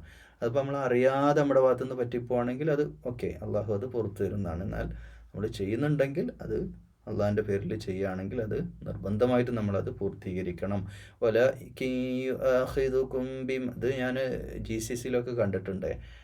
ഈ പിന്നെ ചില രാജ്യത്തു നിന്നൊക്കെ വരുന്ന മുസ്ലിംസ് തന്നെ വെറുതെ ചില കാര്യം പറയുമ്പോഴത്തേക്ക് വല്ലാഹിയൊക്കെ ഇട്ടിട്ട് അങ്ങോട്ട് വല്ലാതെ വിശ്വാസം അടിച്ചേൽപ്പിച്ച് അതിൻ്റെ പേരിൽ പറ്റിക്കപ്പെടുന്ന ഒരുപാട് സന്ദർഭങ്ങളുണ്ട്. അപ്പം ഇങ്ങനെയുള്ള ആളുകളൊക്കെ അവരുടെ ബിമാ കസബത്ത്, അവരുടെ സമ്പാദ്യം അവർക്കുള്ളത്, അവർ പ്രവർത്തിച്ചതിൻ്റെ പിന്നെ ഫലം അവർക്ക് ലഭിക്കുക ചെയ്യും. കുലൂബുക്കും, അവരുടെ ഹൃദയങ്ങളിലുള്ള എന്താണെന്ന് അള്ളാഹ്ക്ക് അറിയാലോ. അള്ളാഹു എല്ലാം അറിയുന്നവനാണ്. അള്ളാഹു സഹനശീലനാണ് കൂടെയാണ്, ഹലീമാണ്. ലില്ലദീന യുഅ്ലൂന മിൻ നിസാഇഹിം തറബ്ബുസ് 4 അശ്ഹുർ. അപ്പോൾ 4 അശ്ഹുർ, 4 മാസം വരെ കാത്തിരിക്കാം. 4 അശ്ഹുർ. فإن فاءوا فإن الله غفور رحيم. ലില്ലദീന യുലൂന മിൻ നിസാഇ തറബ്ബുസ്, ഭാര്യയുമായിട്ട് ബന്ധപ്പെടില്ലെന്ന് ശപഥം ചെയ്ത. അപ്പം തൊലാഖുമായിട്ട് ബന്ധപ്പെട്ട വിഷയങ്ങൾ അതിലേക്കുള്ള സൂചനയാണ്. ലില്ലദീന യുലൂന മിൻ നിസാഇം തറബ്ബുസ് അർബഅത്തി അശ്ഹുർ. തലാഖ് വലിയ സൂറത്ത് തൊലാഖിൽ അതിൻ്റെ വിശദമായ രൂപം വരുന്നതുകൊണ്ട് അങ്ങോട്ട് പറയുന്നില്ല. എന്നാൽ ഇപ്പം ഭാര്യയുമായിട്ട് മക്ക കാലഘട്ടത്തിലൊക്കെ ശപഥങ്ങൾ ചെയ്യും. ഭാര്യയുമായിട്ട് ബന്ധപ്പെട്ടില്ല എന്ന് ശപഥം ചെയ്യുന്നവർക്ക് അർബഅത്തി അശ്ഹുർ, 4 മാസം വരെ എന്ത് ചെയ്യാം, കാത്തിരിക്കാം.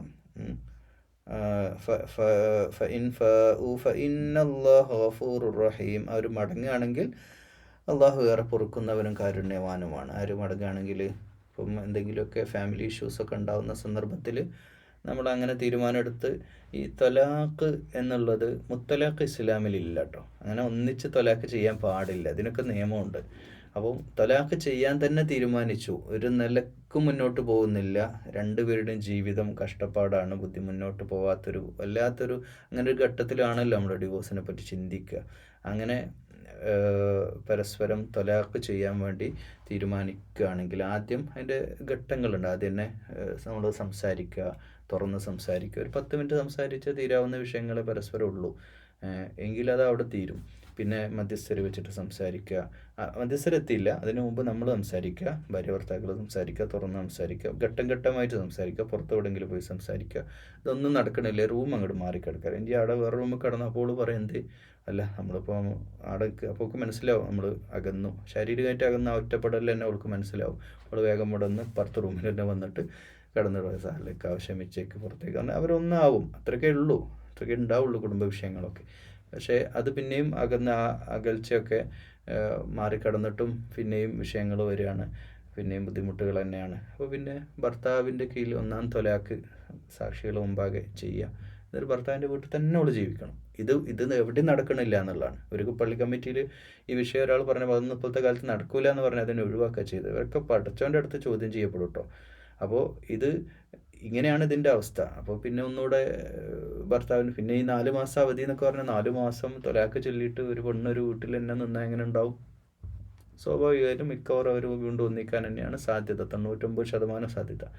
അപ്പോൾ അങ്ങനെയാണ് ഈ നിയമങ്ങൾ അള്ളാഹു നമ്മളോട് വിശദീകരിച്ച് തരുന്നത്. وَإِنْ عَزَمُوا الطَّلَاقَ فَإِنَّ اللَّهَ سَمِيعٌ عَلِيمٌ. എന്നിട്ട് നിങ്ങൾ 4 മാസമൊക്കെ കഴിഞ്ഞിട്ടും ഒരു നിലക്കും ഇവർ രണ്ടുപേരും ഒരുമിക്കൂല. ഭർത്താവിൻ്റെ ചിലവിൽ 4 മാസം കഴിഞ്ഞിട്ട് ഇവർ തമ്മിൽ ഒരു രീതിയിലുള്ള അടുപ്പം തോന്നില്ലെങ്കിൽ ഫഇന്ന അല്ലാഹ സമീഉൻ അലീം, അള്ളാഹു എല്ലാം കേൾക്കുന്നുണ്ട്, കണ്ടിട്ടുണ്ട്. ആരുടെ മനസ്സിൽ എന്താണുള്ളത് എന്നുള്ളത് അള്ളാഹുവിന് കൃത്യമായിട്ട് അറിയാം. ഇതിലൊരു സൂചന കൂടി തരാം കേട്ടോ. തലാഖ് ചെയ്തവരോട്, ഭർത്താവിനോടും ഭാര്യയോടും, നിങ്ങൾ തൊലാഖ് ഡിവോഴ്സ് ചെയ്തവരോട് പറയാണ്, നിങ്ങളുടെ മനസ്സിലുള്ള നിങ്ങളുടെ ഒരു നിർബന്ധം കൊണ്ടാണ് അത് ചെയ്തതെങ്കിൽ അതിൻ്റെ പൂർണ്ണ ഉത്തരവാദിത്വം നിങ്ങൾക്കാട്ടും. മക്കളുടെ വിഷയത്തിലും എല്ലാത്തിലും നിങ്ങൾക്കാണ് അതിൻ്റെ പൂർണ്ണ ഉത്തരവാദിത്വം. അതായത് തൊലാഖ് എന്നുള്ളത് പലപ്പോഴും ഇപ്പോഴത്തെ കാലത്തൊക്കെ ജെന്യൂൻ റീസൺ ആയിട്ട് ലഹരിക്ക് അടിപ്പെട്ട് വല്ലാതെ പ്രയാസപ്പെടുന്ന സഹോദരിമാരുണ്ട്. അതുപോലെ തന്നെ അവിഹിത ബന്ധങ്ങളും മറ്റു പല കാരണങ്ങളും, പല സംശയരോഗം പോലെയുള്ള പല കാരണങ്ങളാൽ ഭർത്താവും പ്രയാസപ്പെടുന്നതുണ്ട്. പക്ഷേ എന്തൊക്കെയാണെങ്കിലും പിരിഞ്ഞതിൻ്റെ അവസാന വാക്ക് നിങ്ങൾ ആവാതിരിക്കാൻ ശ്രദ്ധിക്കും. ജെന്യൂൻ റീസൺ അല്ലെങ്കിൽ അല്ലാതെ പോകുന്നത് തെറ്റാണ്. അള്ളാഹിൻ്റെ അടുക്കൽ അള്ളാഹ്ക്ക് അറിയാം എന്താണ് നിങ്ങളുടെ മനസ്സിൻ്റെ ഉള്ളിലിരിപ്പ് എന്താണെന്ന് ഉണ്ട്. ചില സഹോദരിമാർ പോകുന്നത്, സഹോദരിമാരെ സംബന്ധിച്ചിടത്തോളം വീട്ടിൽ നിന്ന് കിട്ടിയ സുഖം പിന്നെ ഭർത്താവിൻ്റെ വീട്ടിൽ നിന്ന് കിട്ടിയില്ലെങ്കിൽ തന്നെ കല്ലുകടി തുടങ്ങാണ് ഇപ്പോഴത്തെ കാലത്ത് പുതിയ ജനറേഷനിൽ. കാരണം എല്ലാം കിട്ടിയും സൗകര്യത്തിലും ജീവിച്ച ഒരു പെണ്ണ് വേറൊരു വീട്ടിൽ കയറി വരുമ്പോൾ അവിടെയുള്ള ഇപ്പം അമ്മായിമ്മപ്പോരൊക്കെ പണ്ട് കാലത്തെ അപേക്ഷിച്ച് തുലവും വളരെ കുറവാണ്. പക്ഷേ ചെറിയ വാക്ക് പോലും അതങ്ങെടുക്ക് ഇതിങ്ങെടുക്ക് എന്നുള്ള കൽപ്പന പോലും അവർക്കൊരു പോരായിട്ട് വലിയൊരു ഓർഡർ ചെയ്യുന്നത് പോലും ഒരു ഭർത്താവിൻ്റെ ഉമ്മയാണെന്നുള്ള ഒരു പരിഗണന പോലും കൊടുക്കാൻ പറ്റാത്തൊരവസ്ഥയിൽ അവരെത്തുന്നത്. കാരണം ഇവരെ വീട്ടിൽ ഇവർ അങ്ങോട്ട് കൽപ്പിക്കലായിരുന്നു, ഉമ്മാനോടും ഉപ്പാനോടും കൽപ്പിച്ച് അവരെ ഭരിച്ച് രാജകുമാരിയായിട്ട് വീട്ടിൽ ജീവിക്കുന്നിടത്തു നിന്നാണ് ഈ പെണ്ണ് വേറൊരു വീട്ടിലേക്ക് മാറി വരുന്നത്. അവിടെ എത്തുമ്പോഴത്തേക്ക് പിന്നെന്താവുകയാണ്, ഒരു ഭൃത്യയെ പോലെ ദാസിയെ പോലെ പണിയെടുക്കേണ്ടി, ഭർത്താവിനെ സേവനങ്ങൾ ചെയ്യുക, ഭാര്യയും ഭർത്താവിൻ്റെ മാതാപിതാക്കൾ അവർക്ക് സേവനം ചെയ്ത് ജീവിക്കേണ്ട ഒരു അവസ്ഥ വരുമ്പോൾ സ്വാഭാവികമായിട്ട് പെണ്ണ് ചിന്തിക്കുക, വഴിമാറി ചിന്തിക്കുകയും വഴിവിട്ട് ചിന്തിക്കുകയും പോകുന്നൊരവസ്ഥയൊക്കെ നാട്ടിലുണ്ട്. അപ്പോൾ അതൊക്കെ അള്ളാഹു കാണുന്നുണ്ട്. അതൊക്കെ സഹിച്ചും ക്ഷമിച്ചും ഒക്കെ തന്നെയാണ്, പരസ്പരം മനസ്സിലാക്കിയും തന്നെയാണ് മുൻ തലമുറയൊക്കെ അവിടെ ജീവിച്ചും ഒക്കെ. പക്ഷേ ഇതിനൊക്കെ വിഘാതമായിട്ട് ഇന്നത്തെ കാലത്ത് ഉണ്ട് എന്നുള്ളതാണ്. അപ്പോൾ ഇങ്ങനെയുള്ള വിഷയങ്ങളിലൊക്കെ എന്താണോ അകത്തുള്ള വിഷയം, ഓരോരുത്തരുടെയും കൽബിൻ്റെ ഉള്ളിൽ എന്താണെന്ന് അള്ളാഹ്ക്ക് കൃത്യമായിട്ട് അറിയാം, അത് സംഭവിക്കുക ചെയ്യും. അങ്ങനെ പച്ച മലയാളത്തിൽ പറഞ്ഞാൽ വേലി ചാടിയ പശു കോലുകൊണ്ട് വേലിയുടെ കോലെന്നെ കൊണ്ട് ചാവും എന്ന് പറയുന്ന അവസ്ഥയിൽ നമ്മുടെ ജീവിതത്തും ന്യായമായ കാരണമല്ലാതെ നമ്മൾ ഡിവോഴ്സിൽ പോയാൽ എന്നതിൻ്റെ ഒരു മാന.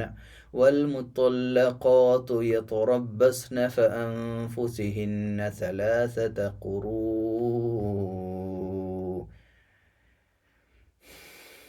3 ആർത്തവകാലം കാത്തിരിക്കുക എന്നാണ് പറഞ്ഞത്. യതറബ്ബസ്ന ബി അൻഫുസിഹിന്ന, സ്വന്തം 3 ആർത്തവകാലം കാത്തിരിക്കണം എന്നാണ്. ولا يحل لهن أن يكتمن ما خلق الله في, ഇന്നത്തെ സമയം ഒരു 3 മാസം അറൗണ്ട് അത്രയെങ്കിലും നമ്മൾ കാത്തിരിക്കുകയാണ് നല്ലത്. കാത്തിരിക്കണം എന്ന് തന്നെ കേട്ടോ, ചാടിക്കയറി ഡിവോഴ്സ് ഒന്നും അല്ല. കാരണം പെണ്ണിൻ്റെ മാനസികാവസ്ഥയും പലപ്പോഴും മൂഡ് ഓഫ് വരുന്ന സമയമാണ് ഈ ആർത്തവകാലം എന്ന് പറഞ്ഞാൽ. ചിലപ്പോൾ ആർത്തവകാലം കഴിഞ്ഞാൽ ചിലപ്പോൾ ഈ ആർത്തവകാലത്തായിരിക്കും ഈ ഭർത്താവിൻ്റെ വീട്ടുകാരെ പറ്റിയൊക്കെ അതിശക്തമായിട്ട് സംസാരിച്ച് സ്വന്തം പെണ്ണിൻ്റെ ഉമ്മാൻ്റെ വീട്ടിലേക്കൊക്കെ എത്തുക.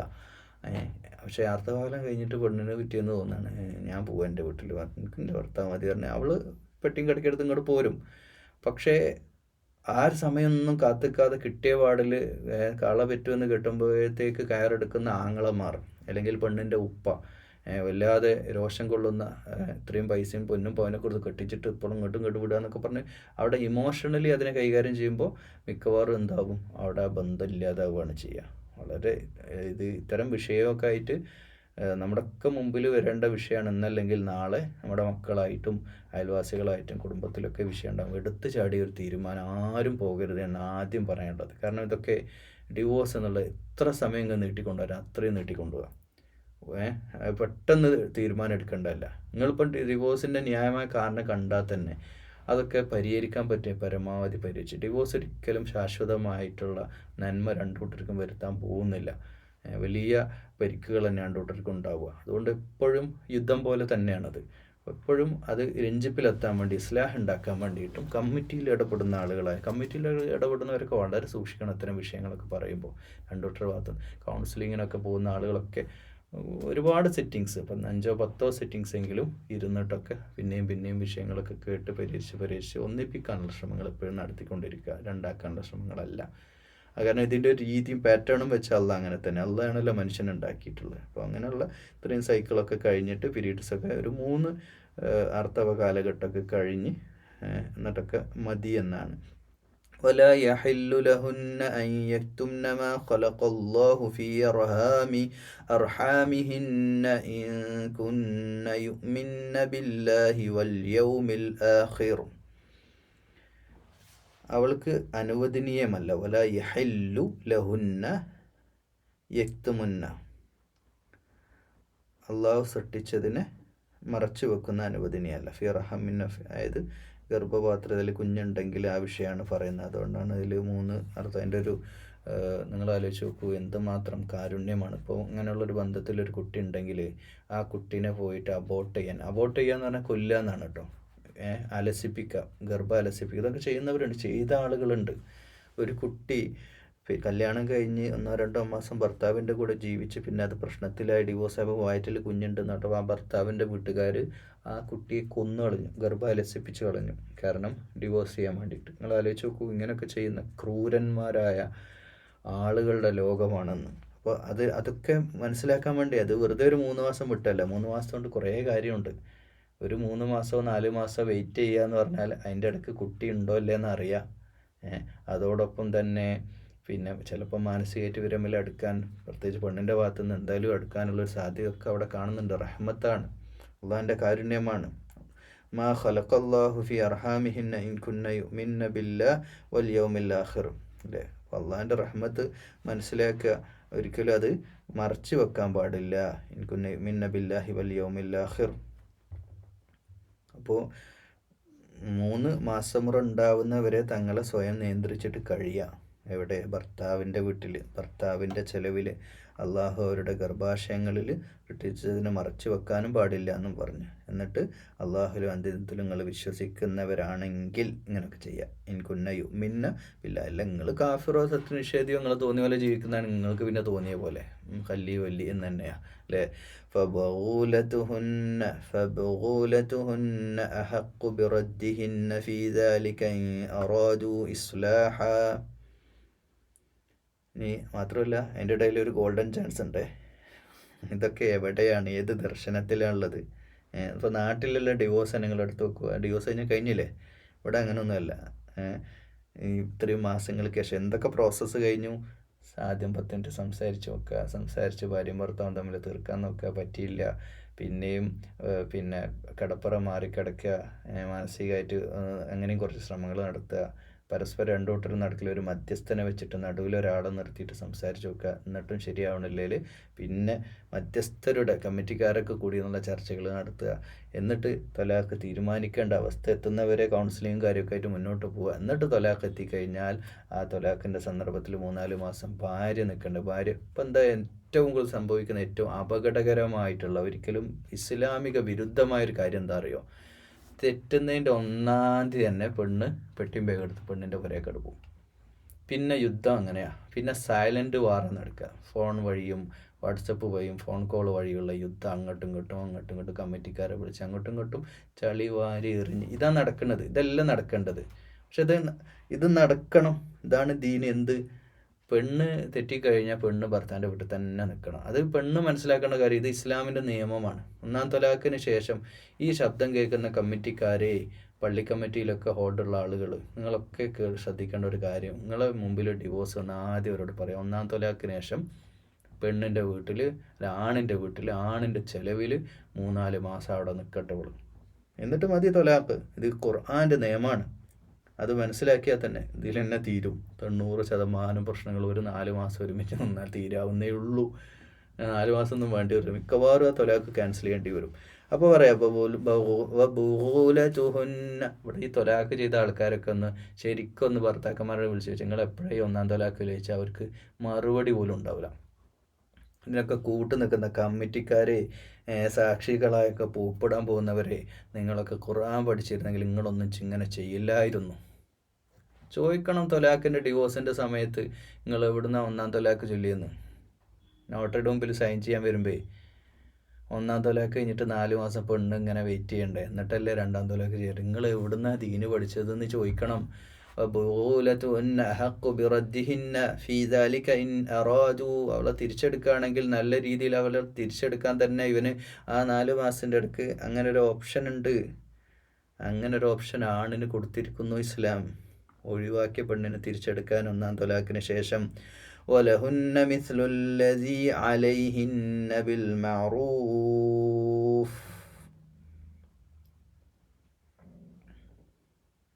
അപ്പോൾ അവർക്ക് സ്ത്രീകൾക്ക് പിന്നെ മാറൂഫ്, ഏറ്റവും നല്ല ബന്ധം നന്നാക്കാനുള്ള ഒരവസ്ഥ വന്നു കഴിഞ്ഞാൽ 2 കൂട്ടർക്കും, ഭർത്താക്കന്മാർക്ക് അവകാശമുള്ള പോലെ ഭാര്യയ്ക്കും അവകാശമുണ്ട്. വലിർരിജാലി അലൈഹിന്ന ദറജ, എന്നാൽ പുരുഷന് ഒരു ദറജ മേലെ കൊടുത്തിട്ടുണ്ട്. ഒരു പക്ഷേ പെണ്ണ് തലാഖ് ചെയ്ത് പോയിട്ടുണ്ടെങ്കിൽ ആ പെണ്ണിന് പിന്നെ താല്പര്യം ഉണ്ടെങ്കിൽ തിരിച്ചു വന്നോണ്ട് കാര്യമില്ലല്ലോ, പുരുഷനും കൂടെ അതിൽ താല്പര്യം വേണ്ടേ. അല്ലാഹു അസീസുൻ ഹക്കീം, അള്ളാഹു പ്രതാപി യുക്തിമാനുമാണ്. പുരുഷനൊരു ദർജ മേലെ കൊടുത്തത് തലാഖ് ചെയ്യാൻ, കാരണം പുരുഷനാണല്ലോ ചെലവിന് കൊടുക്കുന്നത്. ഞാൻ ചെലവിന് കൊടുത്ത് ഞാൻ പിന്നെ പോറ്റി വളർത്തുന്ന എൻ്റെ ഭാര്യയും എൻ്റെ മക്കളും എങ്ങനെ ആയിരിക്കണം എന്നുള്ള ദീനിയായിട്ട്, എന്തെങ്കിലും ഹറാമ് ചെയ്യണമെന്നല്ല, ദീനിയായിട്ടുള്ളൊരു കാഴ്ചപ്പാടിൽ, അല്ലെങ്കിൽ ഈ പുരുഷൻ ആഗ്രഹിക്കുന്ന പോലെ ഈ പെണ്ണ് നിൽക്കണില്ലെങ്കിൽ പിന്നെ അതിനെ തൊലാഖ് ചെയ്ത് ഒഴിവാക്കുക എന്നല്ലാതെ വേറെന്താ മുമ്പിൽ ഓപ്ഷനില്ല? അത് സഹിച്ചിട്ട് ജീവിതം മരണം വരെ ഈ പുരുഷൻ സഹിക്കണം എന്നാണോ പറയുന്നത്? മാനുഷികമായിട്ടുള്ളൊരു ചോദ്യമാണ്. അപ്പോൾ സ്വാഭാവികമായിട്ടും തൊലാക്ക് ചെയ്യേണ്ടി വരും. തൊലാക്ക് ചെയ്യുമ്പോൾ വെറുതെ തൊലാക്ക് ചെയ്തിട്ട് കൈ കഴുകി പോരാനല്ല പറയുന്നത്. അതിനുള്ള ചിട്ടവട്ടങ്ങളുണ്ട്. ആ പ്രോസസ്സിലൂടെ വേണേൽ ചെയ്യാൻ. എന്നിട്ട് മാത്രമല്ല ഐദ്യമറ്റാതെ കൊടുക്കണം. സ്ത്രീക്ക് അവകാശമുള്ള സ്ത്രീയുടെ അവകാശം എന്ന് പറഞ്ഞാൽ അവിടെ ഒരു പ്രശ്നം കിടക്കുന്നുണ്ട് കേട്ടോ. അവിടെ ഇന്നത്തെ കാലഘട്ടത്തിൽ വലിയൊരു പ്രശ്നം കിടക്കുന്നുണ്ട്. ഇന്ന് മെഹർ എന്ന് പറഞ്ഞത് സ്ത്രീയുടെ അവകാശമാണ് മെഹർ. സൗദി അറേബ്യയിലടക്കം ഗൾഫ് രാജ്യങ്ങളിലൊക്കെ ഈ മെഹർ, പെണ്ണ് വലിയ മെഹർ പറയുന്നതുകൊണ്ട് കെട്ടാൻ പറ്റാത്ത യുവാക്കൾ, വലിയ ബുദ്ധിമുട്ടുള്ള യുവാക്കൾ, അത്യാവശ്യം സാമ്പത്തികമൊന്നും ഇല്ലാത്ത, വലിയ സാമ്പത്തികം, ഇവർ വലിയ ഫ്ലാറ്റും വലിയ വീടും വലിയ കാറും വലിയ പണമൊക്കെയാണ് മെഹറായിട്ട് ചോദിക്കുന്നത്. അപ്പോൾ അത് തെറ്റാണ്, അത് ശരിയല്ല.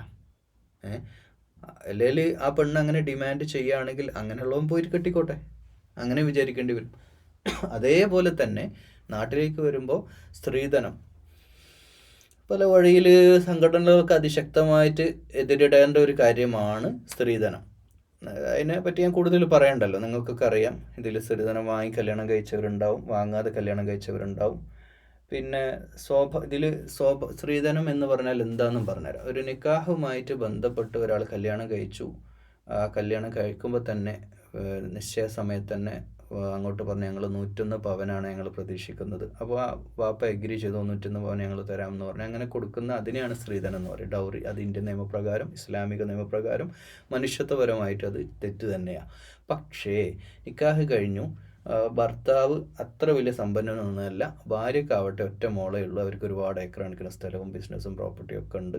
അതുകൊണ്ട് ഒരു നല്ല വീടുണ്ടാക്കി കൊടുക്കാനും ഒരു മക്കൾക്ക് ഒരു കാറ് വാങ്ങിയിട്ട് തൻ്റെ മരുമോന് പിന്നെ അമ്മോഷൻ വക ഒരു കാറ് വാങ്ങിക്കൊടുത്തു. ഇതൊന്നും ഒരു സ്ത്രീധനമല്ല, അങ്ങനെ കൊടുക്കുന്നതിലൊരു തെറ്റുമില്ല, അത് ഖൈറാണ്. എൻ്റെ മകളുടെ നല്ല സമാധാനത്തിനും സന്തോഷത്തിനും വേണ്ടി ഒരു മകളെ വാപ്പ, ഭാര്യ പിതാവ് ചെയ്യുന്നൊരു കാര്യം തെറ്റല്ല. എന്നാൽ ഇവിടെ ഒരു വലിയ തെറ്റ് നടക്കുന്നത്, ഈ ഡിവോഴ്സിൻ്റെ സമയത്ത് ഇന്ത്യൻ നിയമപ്രകാരം സ്ത്രീക്ക് ഡിമാൻഡ് ചെയ്യാൻ പറ്റുന്നതാണ്. കാരണം ഇന്നത്തെ ഫാമിലി കോർട്ട്, ഞാൻ കോടതിയെ ആക്ഷേപിക്കുകയല്ല, കുടുംബ കോടതികൾ, പ്രത്യേകിച്ച് കുടുംബ കോടതി എന്ന് പറഞ്ഞാൽ തന്നെ സ്ത്രീകൾക്കും കുട്ടികൾക്കുള്ളതാണല്ലോ, പുരുഷന്മാർ അതിലില്ലല്ലോ, ഔട്ടാണല്ലോ. ആ ഒരു പ്രശ്നം ഇന്ന് നിലനിൽക്കുന്നുണ്ട്. വളരെ ഗൗരവമായിട്ട് ഈ ഒരു വിഷയം നിലനിൽക്കുന്നുണ്ട്. വലിയ തുക, ഭാരിച്ച തുക. അതായത് ഇവിടെ സംഭവിക്കുക എന്താണെന്ന് വെച്ചാൽ, ഈ സ്ത്രീ അങ്ങ് ഡിവോഴ്സ് ആയി എന്നുള്ളത് കാരണം ചിലപ്പോൾ സ്ത്രീയുടെ ഭാഗത്ത് എന്തായാലും ഒരു ഡിവോഴ്സ് എന്ന് പറഞ്ഞാൽ പുരുഷൻ്റെ മാത്രം പ്രശ്നമാവില്ല. അങ്ങനെയുള്ള റയർ കേസുണ്ട്, 2%, 100-ൽ 2% നമുക്ക് എടുക്കാം. പുരുഷൻ്റെ മാത്രം കേസ് പല കാരണത്താലാണ് ഡിവോഴ്സ് ആവുക. അത് ചിലപ്പോൾ 10 കാരണമായിരിക്കും, ഒരു കാരണം കൊണ്ടായിരിക്കില്ല ഡിവോഴ്സ് ആവുന്നത്. പക്ഷേ ഈ 10 കാരണങ്ങൾ നിരത്തുമ്പോഴും ചില കാരണങ്ങൾ പെണ്ണിൻ്റെ ഭാഗത്തുള്ള പ്രശ്നങ്ങളും ഉണ്ട്. പക്ഷേ എന്നിട്ട് വളരെ ഭീമമായിട്ടൊരു തുക ഇവർ പറയും പെണ്ണിൻ്റെ കൂട്ടർ. അപ്പോൾ അത് കൊടുക്കാൻ കഴിയില്ല എന്ന് ആണിൻ്റെ കൂട്ടർ പറയുമ്പോൾ ഒരു കേസിന് പോകും, കോടതിക്ക് പോകും. എന്നിട്ട് കിട്ടാവുന്ന ഈ ആണിൻ്റെ ഒരു 10 വർഷമായിരിക്കും അല്ലെ 5 വർഷം ഈ കേസിൻ്റെ പിന്നാലെ നടന്ന് പീഡനത്തിൻ്റെ മേലെ പീഡനം, മാനസിക പീഡനം. കാരണം ഇതിനും നല്ലത് കുത്തി കൊല്ലായിരുന്നു എന്ന് തോന്നിപ്പോവും. അത്രക്ക് ഈ പെണ്ണിൻ്റെ ബാപ്പക്കെതിരെ കേസ്, അല്ല ആണിൻ്റെ ബാപ്പക്കെതിരെ കേസ് കൊടുക്കുന്നു, ആണിൻ്റെ ഉമ്മക്കെതിരെ, വീട്ടുകാർക്കെതിരെ ഒരുപാട് ക്രിമിനൽ കേസ്. അങ്ങനെ നാട്ടിലെ കോടതി കഴിഞ്ഞ് ക്രിമിനൽ കോടതി എത്തി, പിന്നെ ഹൈക്കോടതിയിലെത്തി. അങ്ങനെ അവിടുത്തെ കേസിൻ്റെ ചിലവുകളും അവസാനം ലാസ്റ്റ് വിധി വരെ എന്താണ്, സിക്കക്കള്ളില്ലാതെ സഹിക്കാൻ പറ്റാതെ ഈ ആണിൻ്റെ ജീവിതത്തിൻ്റെ നല്ലൊരു ശതമാനം അവൻ അധ്വാനിച്ചതിൻ്റെ പണം മുഴുവൻ ഇവർ പിടിച്ചെടുക്കുക ചെയ്യാം. ഇതിന് പിടിച്ചെടുക്കുക എന്ന് പറയും, ഇത് ഹറാമാണ്. അപ്പോൾ പറയുക അത് പെണ്ണിൻ്റെ അവകാശമാണ്. എപ്പോൾ എന്നറിയോ, ഒരാണിന് പറ്റുന്ന രീതിയിൽ മാന്യമായൊരു തുക പറഞ്ഞ് അത് മധ്യസ്ഥര് വഴി പറഞ്ഞ് ആ ആണിന് അത് കൊടുക്കാമെന്ന് സമ്മതിച്ച് സന്തോഷപൂർവ്വം തരുന്ന പണമല്ലാതെ ഇങ്ങനെ പിടിച്ചു വാങ്ങുന്നത് തീർത്തും ഹറാമാണ്. ഏത് സഹോദരിമാരാവട്ടെ, അതിൻ്റെ ആങ്ങളമാരാവട്ടെ, അതിൻ്റെ ഉപ്പയാവട്ടെ, അത് തിന്നുന്നവർ ശ്രദ്ധിച്ചോളൂ, നിങ്ങൾ തിന്നുന്നത് തീയാണ്. നിങ്ങൾക്ക് കിട്ടാൻ പോകുന്നത് അതിശക്തമായ പടച്ചറപ്പിൻ്റെ ശിക്ഷയാണ്. അത് മനസ്സിലാക്കുക. ഇതിനൊക്കെ നമ്മൾ ഹലാലിൻ്റെ ബാക്ക്ഗ്രൗണ്ടിലിട്ടെല്ലാം ന്യായീകരിക്കാൻ പോകണ്ട. ഒരു മനുഷ്യൻ പൊരുത്തപ്പെട്ട് തരുന്നതല്ല. ഈ മനുഷ്യനൊക്കെ നമ്മൾക്ക് ഒരു കാര്യം ചെയ്യാം, ഒരുപാട് 100 പവന് സ്വർണം ഈ പെണ്ണ് ആയിട്ടാണ് അങ്ങോട്ട് പോയത്. ആ 100 പവൻ തിരിച്ചു ചോദിക്കാം, അതിൽ ഒരു തെറ്റുമില്ല. ആ 100 പവൻ അത് തിരിച്ച് തരേണ്ടപ്പെടാം. പക്ഷേ അവിടെ ഒരു നീതിയുടെ വിഷയം അവിടെ കിടക്കുന്നുണ്ട് കേട്ടോ. ഈ മക്കളെ നോക്കാനും ഇത്രയും കാലം ഈ പെണ്ണ് അനുഭവിച്ച് ഇത്ര 5 കൊല്ലം ഒരുമിച്ച് ജീവിച്ചെന്ന് വിചാരിക്കുക. അത്രയും കാലം ഈ ആണ് സമ്പാദിച്ചതിൻ്റെ നല്ലൊരു സമ്പാദ്യം പെണ്ണിന് വേണ്ടി ചിലവാക്കിയവനാണ് അവൻ. ആ ഒരു മാന്യതയുടെ പരിഗണനയെങ്കിലും അവന് കൊടുക്കണമായിരുന്നു. പക്ഷെ അതില്ലാത്ത രീതിയിൽ ഇന്ന് നമ്മുടെ നാട്ടിൽ ഇങ്ങനെയൊക്കെ നടക്കുന്നുണ്ട് എന്നുള്ള കാര്യം. ഇനി ഈ അടുത്ത കാലത്തൊക്കെ വലിയ വിവാദമായിരുന്നു മുത്തലാഖ്. ഖുർആൻ പറയാം അത്തൊലാഖ് മറത്താൻ, തൊലാഖ് 2 തവണയാണ്. അപ്പോൾ 2 തവണ തൊലാഖ് എന്ന് പറഞ്ഞാൽ പിന്നെ എങ്ങനെ മുത്തലാഖ് വരുന്നത്? അത്തൊലാഖു മറത്താൻ ഫഇംസാകും ബിമഅറൂഫിൻ ഔ തസ്രീഹും ബിഇഹ്സാൻ. പറയാൻ രസമാണ്. ഖുർആൻ്റെ ആയത്ത് ഇന്നത്തെ കാലം വെച്ചിട്ട് നമ്മൾ നോക്കുമ്പോൾ വലിയ പ്രയാസമാണ് ഈ പറഞ്ഞ കാര്യം. എന്ത്? ഫഇംസാകും ബിമഅറൂഫ്, ഏറ്റവും നല്ല മാന്യതൊക്കെ വിടലാണ്. മിക്കവാറും മാന്യത വിടലാണ്. ഒരു തലാഖ് കേസുകളിലും വളരെ അപൂർവം, അത്രയും നല്ല കുടുംബത്തിലും നല്ല രണ്ടോട്ടിനും ദീനിയായിട്ടുള്ള പാരമ്പര്യമുള്ളിടത്തും മാത്രമേ ഈ രീതിയൊക്കെ നടക്കുകയുള്ളൂ. എല്ലായിടത്തോടത്തൊക്കെ കണക്കുക. അതുകൊണ്ട് തന്നെ നേരത്തെ മേലെയുള്ള ആയത്ത് പറഞ്ഞ മുശരിക്കിനൊക്കെ പോയത് കെട്ടാൻ നിൽക്കണ്ട, അവരെ കുടുംബമൊക്കെ നിങ്ങളൊരു കൈകാര്യം ചെയ്യുന്ന രീതി വേറെ രീതിയായിരിക്കും. ദീനും മാന്യതയൊക്കെ ഉള്ള കുടുംബത്തിൽ നിന്ന് കല്യാണം കഴിച്ചാൽ മതി എന്ന് മലയാളത്തിൽ പഠിച്ചോ മേലെ. മലയാളത്തിൽ പറഞ്ഞാൽ ഞാനൊരു പ്രയോഗം നടത്തുക കേട്ടോ, നല്ല രീതിയിൽ അള്ളാഹ് മേലെ പറഞ്ഞിട്ടുണ്ട്. വലാ യഹില്ലു ലക്കും അൻ തഅഖുദു മിമ്മാ ആതൈതുമുഹുന്ന ശൈഅൻ ഇല്ലാ അൻ യഖാഫാ അല്ലാ യുഖീമാ ഹുദൂദല്ലാഹ്. അപ്പോൾ ന്യായമായ രീതിയിൽ നല്ല നിലയിൽ കൂടെ നിർത്തുക, അല്ലെങ്കിൽ ഇംസാക്ക്, അല്ലെങ്കിൽ എന്ത് ചെയ്യുക. അപ്പം തലാഖിൻ്റെ ഉദ്ദേശം തന്നെ പറയുന്നത് ഒന്നെങ്കിൽ ഏറ്റവും നല്ല രീതിയിൽ എന്ത് ചെയ്യുക, പിരിയുക, അല്ലെങ്കിൽ നല്ല രീതിയിൽ ന്യായമായ രീതിയിൽ കൂടെ നിർത്തുക. വലാ യഹില്ലു ലക്കും അൻ തഅഖുദു, പിന്നെ മെഹർ നിങ്ങൾ എന്തെങ്കിലും കൊടുത്തിട്ടുണ്ടെങ്കിൽ അത് തിരിച്ചു വാങ്ങരുത്.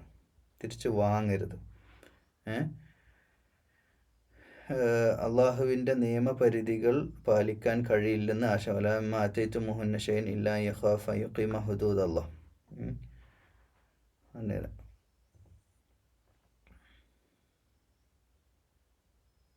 എന്നാൽ ഫഇൻ ഖിഫ്തും അൻ യുഖീമ ഹുദൂദല്ലാഹ് ഫലാ ജുനാഹ അലൈഹിം ഫീമ ഇഫ്തദത് ബിഹി.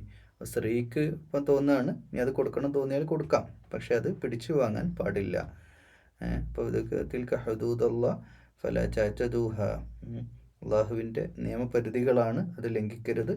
അത് ലംഘിക്കുന്നത് അക്രമികളാണ്. ഫൗലായിക ഹുമുൽ ളാലിമൂൻ.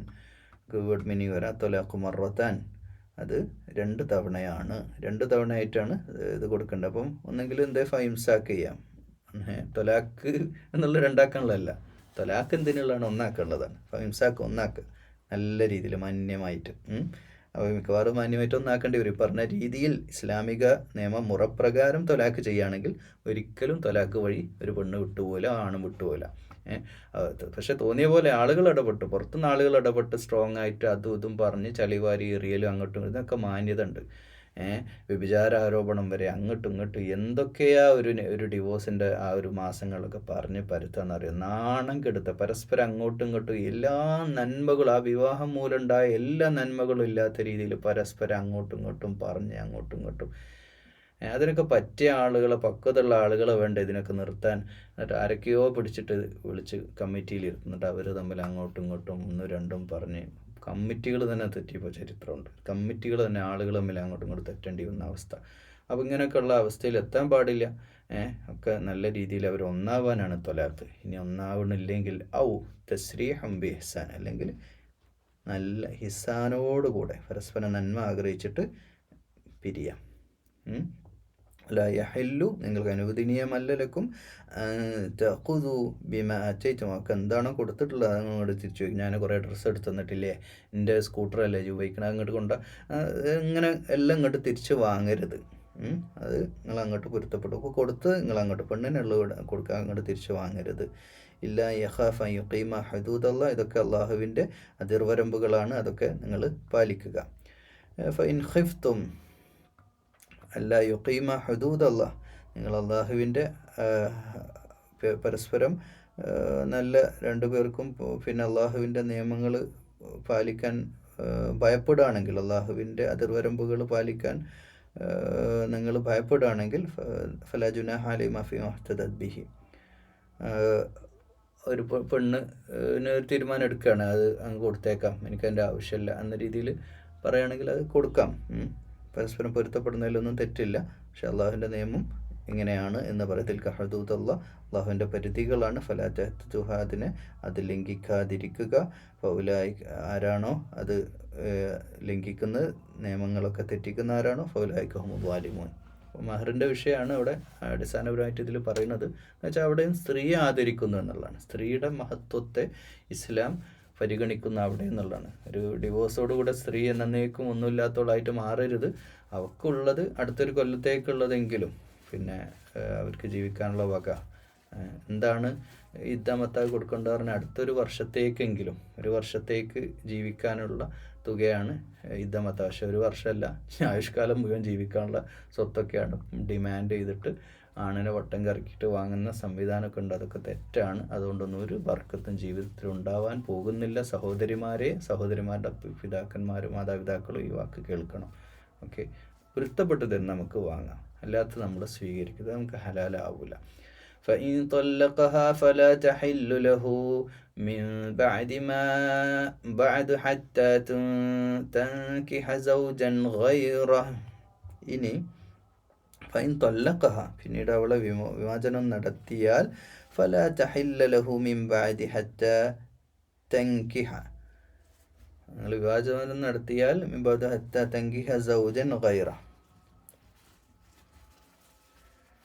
അവൾ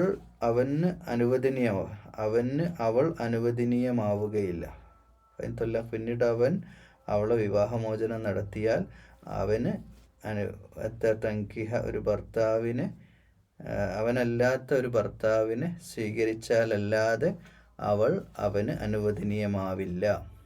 ഒരു പെണ്ണിനെ തലാഖ് ചെയ്ത് കഴിഞ്ഞാൽ പിന്നെ ആ പെണ്ണ് ഇയാളുടെ ജീവിതത്തിലേക്ക് വരണം. വേറൊരു ഭർത്താവുമായിട്ട് വിവാഹം ചെയ്തിട്ട് വേണം പിന്നെ ഇയാളുടെ ജീവിതത്തിലേക്ക് വരാൻ.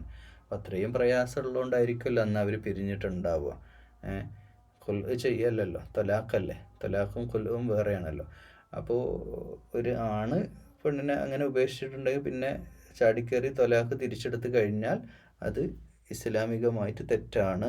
ഫഇൻ തൊല്ലഖഹ ഫലാ ജുനാഹ അലൈഹിമാ അൻ യതറാജഅ ഇൻ ظن അൻ യുഖീമ ഹുദൂദല്ലാഹ്. ഫൈൻ തൊല്ലഖ, പിന്നീട് അവളെ വിവാഹമോചനം, ഫലാ ജുന, ഒരു കുറ്റമല്ല, അലൈഹിമ, രണ്ടുപേർക്കും ഇടയിൽ ഒരിക്കൽ വീണ്ടും വിവാഹമോചനം നടത്തിയാൽ അവൾ അതായത് തൊലാഖ് മറത്താനായ രണ്ടാമത്തെ തൊലാഖിൻ്റെ വിഷയമാണ് ഇവിടെ പറയുന്നത് കേട്ടോ. ഒന്നാമത്തെ തൊലാഖല്ല, രണ്ടാം തൊലാഖ് ചെയ്തിട്ട് അവളെ പിന്നെ രണ്ടാം തൊലാഖ് ചെയ്ത് കഴിഞ്ഞിട്ടുണ്ടെങ്കിൽ പിന്നെ വേറൊരു വിവാഹം കഴിച്ചാൽ മാത്രമേ നമുക്ക് തിരിച്ചെടുക്കാൻ പാടുള്ളൂ. അള്ളാഹിൻ്റെ നിയമമാണ്. അത് മാനസികമായിട്ടും ഒക്കെ നമ്മൾ നോക്കുമ്പോൾ അതിൽ ഒരുപാട് കാര്യങ്ങളുണ്ട്. അങ്ങനെ വിവാഹമോചനം കഴിഞ്ഞ് വേറൊരാൾ വിവാഹം കഴിക്കണം. അല്ലാതെ ഒന്നാം തൊലാക്ക് നമുക്ക് വിഷയമില്ല. ഒന്നാം തൊലാക്ക് ഇവിടെ ചെയ്യാറില്ല, രണ്ടാം തൊലാക്കൊന്നും ആദ്യം ചെയ്യാറില്ല. ഒന്നാം തൊലാക്ക് തന്നെ ചെയ്തിട്ട് അങ്ങ് വിടുകയാണ് ചെയ്യാം. അപ്പോൾ പിന്നെയും സാധ്യതയുണ്ടെന്ന്. അപ്പോൾ ഈ പറഞ്ഞ 4 മാസം കഴിഞ്ഞ് പിന്നെ നമ്മൾ തൊലാക്ക് ചെയ്ത് പിന്നെയും വെയിറ്റ് ചെയ്യാന്നുള്ളതാണ്. പിന്നെയും നമുക്ക് തിരിച്ചു വരുന്നെങ്കിൽ ദാമ്പത്യത്തിലേക്ക് വരുന്നതിൽ ഒരു തെറ്റുമില്ല. അള്ളാഹിൻ്റെ നിയമപരിധികളൊക്കെ പാലിക്കുമെന്ന അർത്ഥത്തിലാണെങ്കിൽ അവർക്ക് തിരിച്ചു വരാൻ പറ്റില്ല. ഹുദൂദ് അല്ലാഹ്, ഇതൊക്കെ അള്ളാഹുവിൻ്റെ നിയമങ്ങളാണ്, റൂൾസാണ്. ഖൗമി യഅലമൂൻ, വിവരമുള്ള ആൾക്കാർക്കൊക്കെ ഇതൊക്കെ മനസ്സിലാവും. വിവരമുള്ള ആളുകൾക്ക് ഇതൊക്കെ മനസ്സിലാവും. അതനുസരിച്ചിട്ട് അവർ ജീവിക്കും എന്ന് തന്നെയാണ്. وإذا طلقتم النساء فبلغن أجلهن فأمسكوهن بمعروف أو سرحوهن بمعروف. ഇനി നിങ്ങൾ സ്ത്രീകളെ വിവാഹമോചനം ചെയ്തിട്ട്, തൊല്ലഖ്തുമുൻ നിസാ, അവരുടെ അവധി എത്തുകയും ചെയ്താൽ അവരെ ന്യായമായ നിലയിൽ കൂടെ നിർത്തുക, അല്ലെങ്കിൽ മാന്യമായി പിരിച്ചയക്കുക. അപ്പം വിവാഹമോചന സമയത്ത് അവരുടെ അവധി എത്തിക്കഴിഞ്ഞാൽ നിങ്ങൾ ഒരു ഡ്യൂറേഷൻ പറഞ്ഞ 4 മാസമൊക്കെ തലാഖിന് ശേഷമുള്ള സമയം കഴിഞ്ഞാൽ ഒന്നെങ്കിൽ നിങ്ങൾ അവരെ പിരിച്ച് മാന്യമായിട്ട് പറഞ്ഞാൽ ഈ പറഞ്ഞ രീതിയിൽ അവർക്കുള്ള സാമ്പത്തികമൊക്കെ കൊടുത്ത് സന്തോഷത്തോടെ അവരെ കൊണ്ടുപോയിട്ട് യാത്ര അയച്ച് സലാമൊക്കെ പറഞ്ഞ് നല്ല രീതിയിൽ അത് പിരിയുക. അല്ലെങ്കിൽ നിങ്ങൾ എന്ത് ചെയ്യുക, കൂടെ നിർത്തുക. മാറൂഫ് ആവും ഏറ്റവും നല്ല രീതിയിലായിരിക്കണം. പിന്നെ അവരെ ദ്രോഹിക്കുക എന്നുള്ള ഉദ്ദേശത്തിൽ എന്ത് ചെയ്യരുത്. സരീഹുന വേറെ ചിലർക്ക് അങ്ങനെ ഒരു വിചാരം ഉണ്ടാവില്ല, ഇവിടെ എടുക്കുക എന്ന് പറഞ്ഞാൽ ഇവിടെ നിർത്തുക, എന്നിട്ട് ഒരു കൊല്ലം കൂടെ നിർത്തി നല്ല പണി കൊടുത്തിട്ട് വിടുക, അങ്ങനെയൊക്കെ വിചാരിക്കുന്നവരൊക്കെ ഉണ്ടാവാം. മനുഷ്യ മനസ്സ് അള്ളാഹ്ക്കല്ലേ അറിയാം. അപ്പോൾ അവരെ ദ്രോഹിക്കാനായിട്ട് അന്യായമായിട്ട് അവരെ പിടിച്ചു വെക്കരുത്. അല്ല തംസീഖുൻ അള്ളി താഴ്ത്തതും അങ്ങനെയുള്ള ഉദ്ദേശമായിട്ടൊന്നും നിൽക്കാൻ പാടില്ല. ആരെങ്കിലും അങ്ങനെ ചെയ്യുന്നുണ്ടെങ്കിൽ അവൻ തനിക്ക് തന്നെയാണ് ദ്രോഹം ചെയ്യുന്നത്. എന്ന് വെച്ചാൽ ആ മനുഷ്യനുള്ള പണി അള്ളാഹു വേറെ വഴിക്ക് തന്നോളും. അത് ദുനിയാവിലായാലും പരലോകത്ത് രണ്ടു കാലത്തും അവൻ രക്ഷപ്പെടാൻ പോകുന്നില്ല. അല്ലെ, നമ്മൾ ചെയ്യുന്ന എല്ലാ അക്രമത്തിൻ്റെയും സ്വഭാവം തന്നെയാണ്. അള്ളാഹ് അത് കാണുന്നുണ്ട്, നമുക്ക് പണി കിട്ടുകയും ചെയ്യും. അള്ളാഹുവിൻ്റെ വചനങ്ങളെ നിങ്ങൾ കളിയാക്കാൻ പാടില്ല, തമാശയാക്കരുത്. ഇങ്ങനെ പറയുന്ന കാര്യങ്ങൾ തമാശയല്ല, ഗൗരവത്തുള്ള കാര്യമാണ്. വദ്കുറൂ നിഅമതല്ലാഹി അലൈക്കും വമാ അൻസല അലൈക്കും മിനൽ കിതാബി വൽ ഹിക്മതി യഅദികും ബിഹി. അപ്പോൾ അള്ളാഹുവിൻ്റെ വചനങ്ങൾ ഇറക്കിയിട്ടുള്ളതൊക്കെ നിങ്ങൾക്ക് നൽകിയ അള്ളാഹിൻ്റെ നിഅമത്ത് ഓർക്കാനാണ്. അള്ളാഹു തന്ന ഏറ്റവും വലിയ നിഅമത്ത് ഈ വേദപുസ്തകം തന്നെയാണ്. ഇത് സഹോദരിമാരൊക്കെ മനസ്സിലാക്കേണ്ട ഒരു കാര്യം, നിങ്ങൾ ഡിവോഴ്സ് ചെയ്യാനുള്ള ആയത്തല്ല, ഡിവോഴ്സ് ചെയ്യാതിരിക്കാനുള്ള ആയത്തുകളാണ്. നല്ല ബന്ധം ഉണ്ടാവാനും. പിന്നെ ഇതിൽ 2 വശമുണ്ട്. ഒരു ഡിവോഴ്സിൻ്റെ ന്യായമായ ഡിവോഴ്സ് കാരണമുള്ള ഒരു പെണ്ണിന് ഒരിക്കലും ഡിവോഴ്സ് ചെയ്യരുതെന്ന് അള്ളാഹിൻ്റെ ഖുർആനിൽ ആയത്ത് ഉണ്ടായിരുന്നെങ്കിൽ എന്തായിരിക്കും അവസ്ഥ? ജീവിതം മുഴുവൻ നീറി പീഡനങ്ങൾ അനുഭവിച്ച് ആ പെണ്ണ് ജീവിക്കേണ്ടി വരൂലേ? അതിൽ ഒരു മാറ്റം ഉണ്ടായില്ലേ? അതല്ലേ വലിയ കാര്യം. അതോടൊപ്പം തോന്നിയ പോലെ പറയുന്നതിനൊക്കെ 2 വർത്തമാനം പറഞ്ഞ് നേരെ ഡിവോഴ്സായി ആക്കാനാണ് ആണുള്ള അധികാരമില്ല. അതിനുള്ള അള്ളാഹിൻ്റെ നിയമവശങ്ങളുണ്ട്, അതനുസരിച്ച് ഡിവോഴ്സ് ചെയ്യാനും പാടുള്ളൂ. പക്ഷേ പെണ്ണിൻ്റെ എടുത്തുചാട്ടത്തിന് പെണ്ണ് ഇറങ്ങിപ്പോകുന്ന അങ്ങനെ അവസ്ഥ ഉണ്ടാവാൻ പാടില്ല. പക്ഷെ അത് ഇന്നത്തെ കാലത്ത് അത് സാർവത്രികമായി നടക്കണം എന്നുള്ളതാണ്. ആണിൻ്റെ യാതൊരു കൺട്രോളും ഇല്ലാതെ പെണ്ണിൻ്റെ ബാപ്പയും പെണ്ണിൻ്റെ കൂട്ടരും പള്ളി കമ്മിറ്റിക്കാരും എടുത്തുചാടി ഉടനെ പെണ്ണിനെ എടുത്ത് പുരയിലാക്കിയിട്ട് പിന്നെയുള്ളതൊക്കെ ഫോൺ കോളിലാണ്. പെണ്ണ് പിന്നെ ഇതൊക്കെയും അല്ലെങ്കിൽ ഇതല്ല, പിന്നെ ഈ ആർത്തവകാലവും സമയവും 1-ാം തലാഖിന് ശേഷമൊക്കെ പെണ്ണിൻ്റെ വീട്ടിലാണ് ജീവിക്കുന്നത്. അപ്പോൾ അങ്ങനെയൊക്കെയുള്ള അവസ്ഥയാണ് ഉള്ളത്. അതൊന്നും ഉണ്ടാവരുത്. അത് തിരിച്ച് ആണിൻ്റെ വീട്ടിൽ വന്ന് ആണിൻ്റെ വീട്ടിലെ ചിലവിൽ ജീവിക്കുന്ന അവസ്ഥ ഉണ്ടാവണം. അങ്ങനെയൊക്കെ ഉണ്ടാകുമ്പോൾ സ്വാഭാവികമായിട്ടും ഡിവോഴ്സിൻ്റെ റേറ്റ് തന്നെ കുറയും. ഇപ്പോൾ എത്രയാണ് ഡിവോഴ്സ് നടക്കുന്നത്? ഇത്രയും ഒരു ദിവസം 75 കേസ് ഫയൽ ചെയ്യാന്ന് പറഞ്ഞാൽ അത്രയ്ക്കും ആളുകൾ പൈസക്ക് വേണ്ടിയാണ് ഈ കേസ് കൊടുക്കുന്നത്, വേറെ ഒന്നുമല്ലല്ലോ. മറ്റേതാണെങ്കിൽ ഇപ്പോൾ മ്യൂച്വൽ ഡിവോഴ്സിന് ഏതാണ് സമ്മതിക്കാതിരിക്കുക? ഒരു പ്രശ്നത്തിലായാലും ഏതെങ്കിലും ആണ് സമ്മതിക്കാതിരിക്കുമോ? പൊയ്ക്കോന്ന് തന്നെ പറയും, എന്നാൽ ശരി നമ്മൾ പിരിയാന്ന് തന്നെ പറയും. പക്ഷേ ഈ പൈസ മേലാണല്ലോ, പൈസ കൂട്ടി കിട്ടാൻ വേണ്ടിയാണല്ലോ ഈ കേസ് കൊടുക്കുന്നത്. അങ്ങനെ പിടിച്ച് വാങ്ങുന്നത് നിങ്ങൾക്ക് ഹലാലാവില്ല എന്ന് തന്നെയാണ്. വത്തഖുല്ലാഹ വഅലമു അന്നല്ലാഹ ബികുല്ലി ഷൈഇൻ. അള്ളാഹ് എല്ലാം അറിയുന്നുണ്ട് കേട്ടോ. അള്ളാഹിനെ സൂക്ഷിച്ചോളൂ പ്രിയമുള്ളവരെ. വൈദാ തൊല്ലക്കൊത്തുമുൻ തീർന്നില്ലല്ലോ അല്ലേ? പിന്നെ ഇങ്ങനെ ആയത്തുകൾ വരികയല്ലേ. വലാ തൊല്ലക്കൊത്തുമുൻ. ഇതിൻ്റെയൊക്കെ ഒരു രസം എന്താ അറിയുക? മേലെ മര്യാദക്ക് പറഞ്ഞില്ലേ അച്ഛ മലയാളത്തിൽ, നല്ല പെണ്ണുങ്ങളെ നോക്കിയിട്ട് കല്യാണം കഴിച്ചുകൂടി, കണ്ട ശിർക്കും മുശ്രിക്കിനെയും കാഫറിനൊക്കെ പിടിച്ച് കെട്ടാൻ നിൽക്കണ്ട. അപ്പോൾ അത് മുസ്ലിം കമ്മ്യൂണിറ്റിയുടെ അകത്ത് തന്നെ ഈ ശിർക്കും കുഫ്രൊക്കെ ചെയ്യുന്ന പെണ്ണുങ്ങളുണ്ട്. അവരൊന്നും പോയി കല്യാണം കഴിച്ച് ജീവിതത്തിൽ അള്ളാഹിൻ്റെ ദീനനുസരിച്ച് ധർമ്മബോധമുള്ള നല്ല കുടുംബം നോക്കി നല്ല സ്വഭാവമുള്ളവരെ കെട്ടിക്കോളി എന്ന് പറഞ്ഞിട്ടുള്ള ആയത്ത് പിന്നെ തൊലാഖിനെ പറ്റി പറയാം. അള്ളാഹ്ക്കറിയാലോ നിങ്ങൾ എങ്ങനെ പോയി കെട്ടിയാലും അബദ്ധത്തിൽ ചെന്ന് ചാടുന്നും പ്രശ്നങ്ങൾ ഉണ്ടാവുന്നും. ഖുറാനിൽ നിക്കാഹിനേക്കാൾ കൂടുതലും തൊലാഖിനെ പറ്റിയാട്ടോ പറഞ്ഞത്. കാരണം നിക്കാഹ് നടക്കേണ്ട കാര്യം തന്നെയാണ്, പക്ഷെ തൊലാഖ് അതിനേക്കാളും കൂടുതൽ നടക്കേണ്ടി വരും എന്ന് അള്ളാഹ്ക്കറിയാലോ. وإذا طلقتم النساء فبلغن أجلهن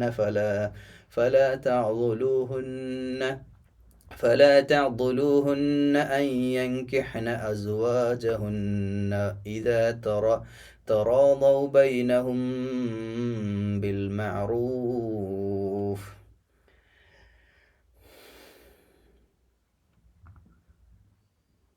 നിങ്ങൾ സ്ത്രീകളെ ഡിവോഴ്സ് ചെയ്തെന്ന് വിചാരിക്കുക, തൊല്ലഖത്തുമുൻ നിസാ. എന്നിട്ട് അവരുടെ അവധിക്കാലം പൂർത്തിയായി, പറഞ്ഞ പ്രകാരമൊക്കെ തൊലാഖൊക്കെ കഴിഞ്ഞു. പിന്നീട് ന്യായമായിട്ടും അവർ പിന്നെ നിക്കാഹ് ചെയ്ത് ഒരുമിച്ച് ജീവിക്കാൻ അവരിഷ്ടപ്പെടുകയാണെങ്കിൽ അവരുടെ ഭർത്താക്കന്മാരെ എടുത്തു പോകുന്ന കാര്യത്തിൽ നിങ്ങൾ എന്ത് ചെയ്യരുത്? നിങ്ങൾ ഒരു രീതിയിലും തടസ്സം നിൽക്കരുത്. നിങ്ങൾ അള്ളാഹുവിലും അന്ത്യദിനത്തിലും അള്ളാഹുലും അന്ത്യദിനത്തിലും വിശ്വസിക്കുന്നവരാണെങ്കിൽ ആ പണി നിങ്ങൾ ചെയ്തത്. പെണ്ണിൻ്റെ ബാപ്പനോടാണ്, ആങ്ങളനോടാണ് പ്രത്യേകിച്ച് പറയാനുള്ളത്. പിന്നെ കമ്മിറ്റിക്കാരിലെ പ്രധാനപ്പെട്ട ആളുകളോടും നിങ്ങൾ ഇങ്ങനെ ഒരു ആശയം ആ പെണ്ണിൻ്റെ ഭാഗത്തുനിന്ന് വരികയാണ്, തലാഖിന് ശേഷം ആ ഒരു ആശയം വരികയാണെങ്കിൽ ഒരിക്കലും അതിന് തടസ്സം നിൽക്കരുത്. ആ പെണ്ണ് പോയിക്കോട്ടെ, ആ ആണിന്. കാരണം ഒരു പക്ഷേ നേരത്തേക്കാൾ മധുരമുള്ള ഒരു ജീവിതം അവർക്ക് കിട്ടാനാണ് ഈ കാര്യത്തിൽ സാധ്യതയുള്ളത്. കാരണം അവർ പരസ്പരം മനസ്സിലാക്കി ജീവിതം പഠിച്ച് തിരിച്ചു വരുന്നവരാണ്. ദാലിക്കും അസ്കാലക്കും വഅത്ഹർ, അത് സംസ്കാരവും അതുപോലെ തന്നെ ശുദ്ധിയൊക്കെ അതിലുണ്ട്. വല്ലാഹു യഅലമു വഅൻതും ലാ, നിങ്ങളറിയാത്തത് അള്ളാഹുവിനെ അറിയുന്നുണ്ട്. അപ്പോൾ ഇക്കാര്യം ഉണ്ടെങ്കിൽ അതങ്ങ് വിട്ടുകൊടുത്തേക്കണം എന്ന് പറഞ്ഞ് നമ്മൾ 232 ആയത്തിൽ അവസാനിപ്പിക്കുകയാണ്. വീണ്ടും അടുത്ത് പറയുകയാണ്, പ്രിയമുള്ളവരെ, തൊലാഖ് വലിയ വിഷയമാണ്. അള്ളാഹിൻ്റെ കൽപ്പന നമുക്ക് ഒന്നാണ്, മാന്യമായിട്ട് നല്ല തറവാട് നോക്കി നല്ല രീതിയിൽ നല്ല ഈമാനുള്ള പെണ്ണുങ്ങളെ വിവാഹം കഴിക്കുക. ആണാവട്ടെ പെണ്ണ, രണ്ടു കൂട്ടർക്കും ഇത് ബാധകമാണ്. അപ്പോൾ അങ്ങനെ ചെയ്ത് ഏറ്റവും മാന്യമായ ഒരു വിവാഹ ബന്ധത്തിലേക്ക് നമ്മൾ എല്ലാവരും എത്തുക. അള്ളാഹു നല്ല പാർട്ട്നേഴ്സിന് നമ്മുടെ മക്കൾക്കും ഇനി വിവാഹം കഴിക്കാൻ പോകുന്നവർക്കൊക്കെ നല്ല ഏറ്റവും ഒരുമയുള്ള, കാരണം ഒരാളുടെ ജീവിതത്തിൽ ഏറ്റവും സന്തോഷമുള്ള കാര്യം നല്ലൊരു ഭാര്യ ഉണ്ടാവുക എന്നുള്ളത്. അള്ളാഹുവിൻ്റെ റസൂൽ 3 ഐശ്വര്യങ്ങളായിട്ട് എണ്ണീട്ടുള്ള നല്ല വീട്, നല്ല വാഹനം, നല്ല ഭാര്യ ഒരു ജീവിതത്തിൻ്റെ പകുതി ആൾ രക്ഷപ്പെട്ടു എന്നാണ്. ജീവിതത്തിന് ഇപ്പോൾ ആദ്യത്തെ ഒരു 20 കൊല്ലം ഒരു ആണിനെ സംബന്ധിച്ചിടത്തോളം, പെണ്ണായാലും ആദ്യത്തെ ഒരു ഫസ്റ്റ് 20 മാതാപിതാക്കളുടെ കാലിൻ്റെ വീട്ടിൽ ജീവിക്കുകയാണ്. അത് കഴിഞ്ഞാൽ പിന്നെ തൻ്റെ ഭാര്യ ഭർത്താക്കന്മാരുമായിട്ടുള്ള ജീവിതമാണ്. അത് പിന്നെ അങ്ങോട്ടുള്ള ജീവിതം മുഴുവൻ മരണം വരെ ജീവിക്കേണ്ട ആൾ വിലങ്ങ് നിന്നാൽ പോയി ജീവിതം. അതുകൊണ്ട് നല്ല സൗജിനെ നൽകിയിട്ട് അല്ലാഹുമ്മ റബ്ബന തഖബ്ബൽ മിന്നാ യാ റബ്ബൽ ആലമീൻ, അല്ലാഹുമ്മ റബ്ബന ഹബ്ലന, ഈ ദുആണ് പ്രധാനം നല്ല സൗജിനെ കിട്ടാൻ. റബ്ബന ഹബ്ലന മിൻ അസ്വാജിന وذرياتنا قرة أعين وجعلنا للمتقين إماما اللهم ربنا آتنا في الدنيا حسنة وفي الآخرة حسنة وقنا عذاب النار. السلام عليكم ورحمة الله.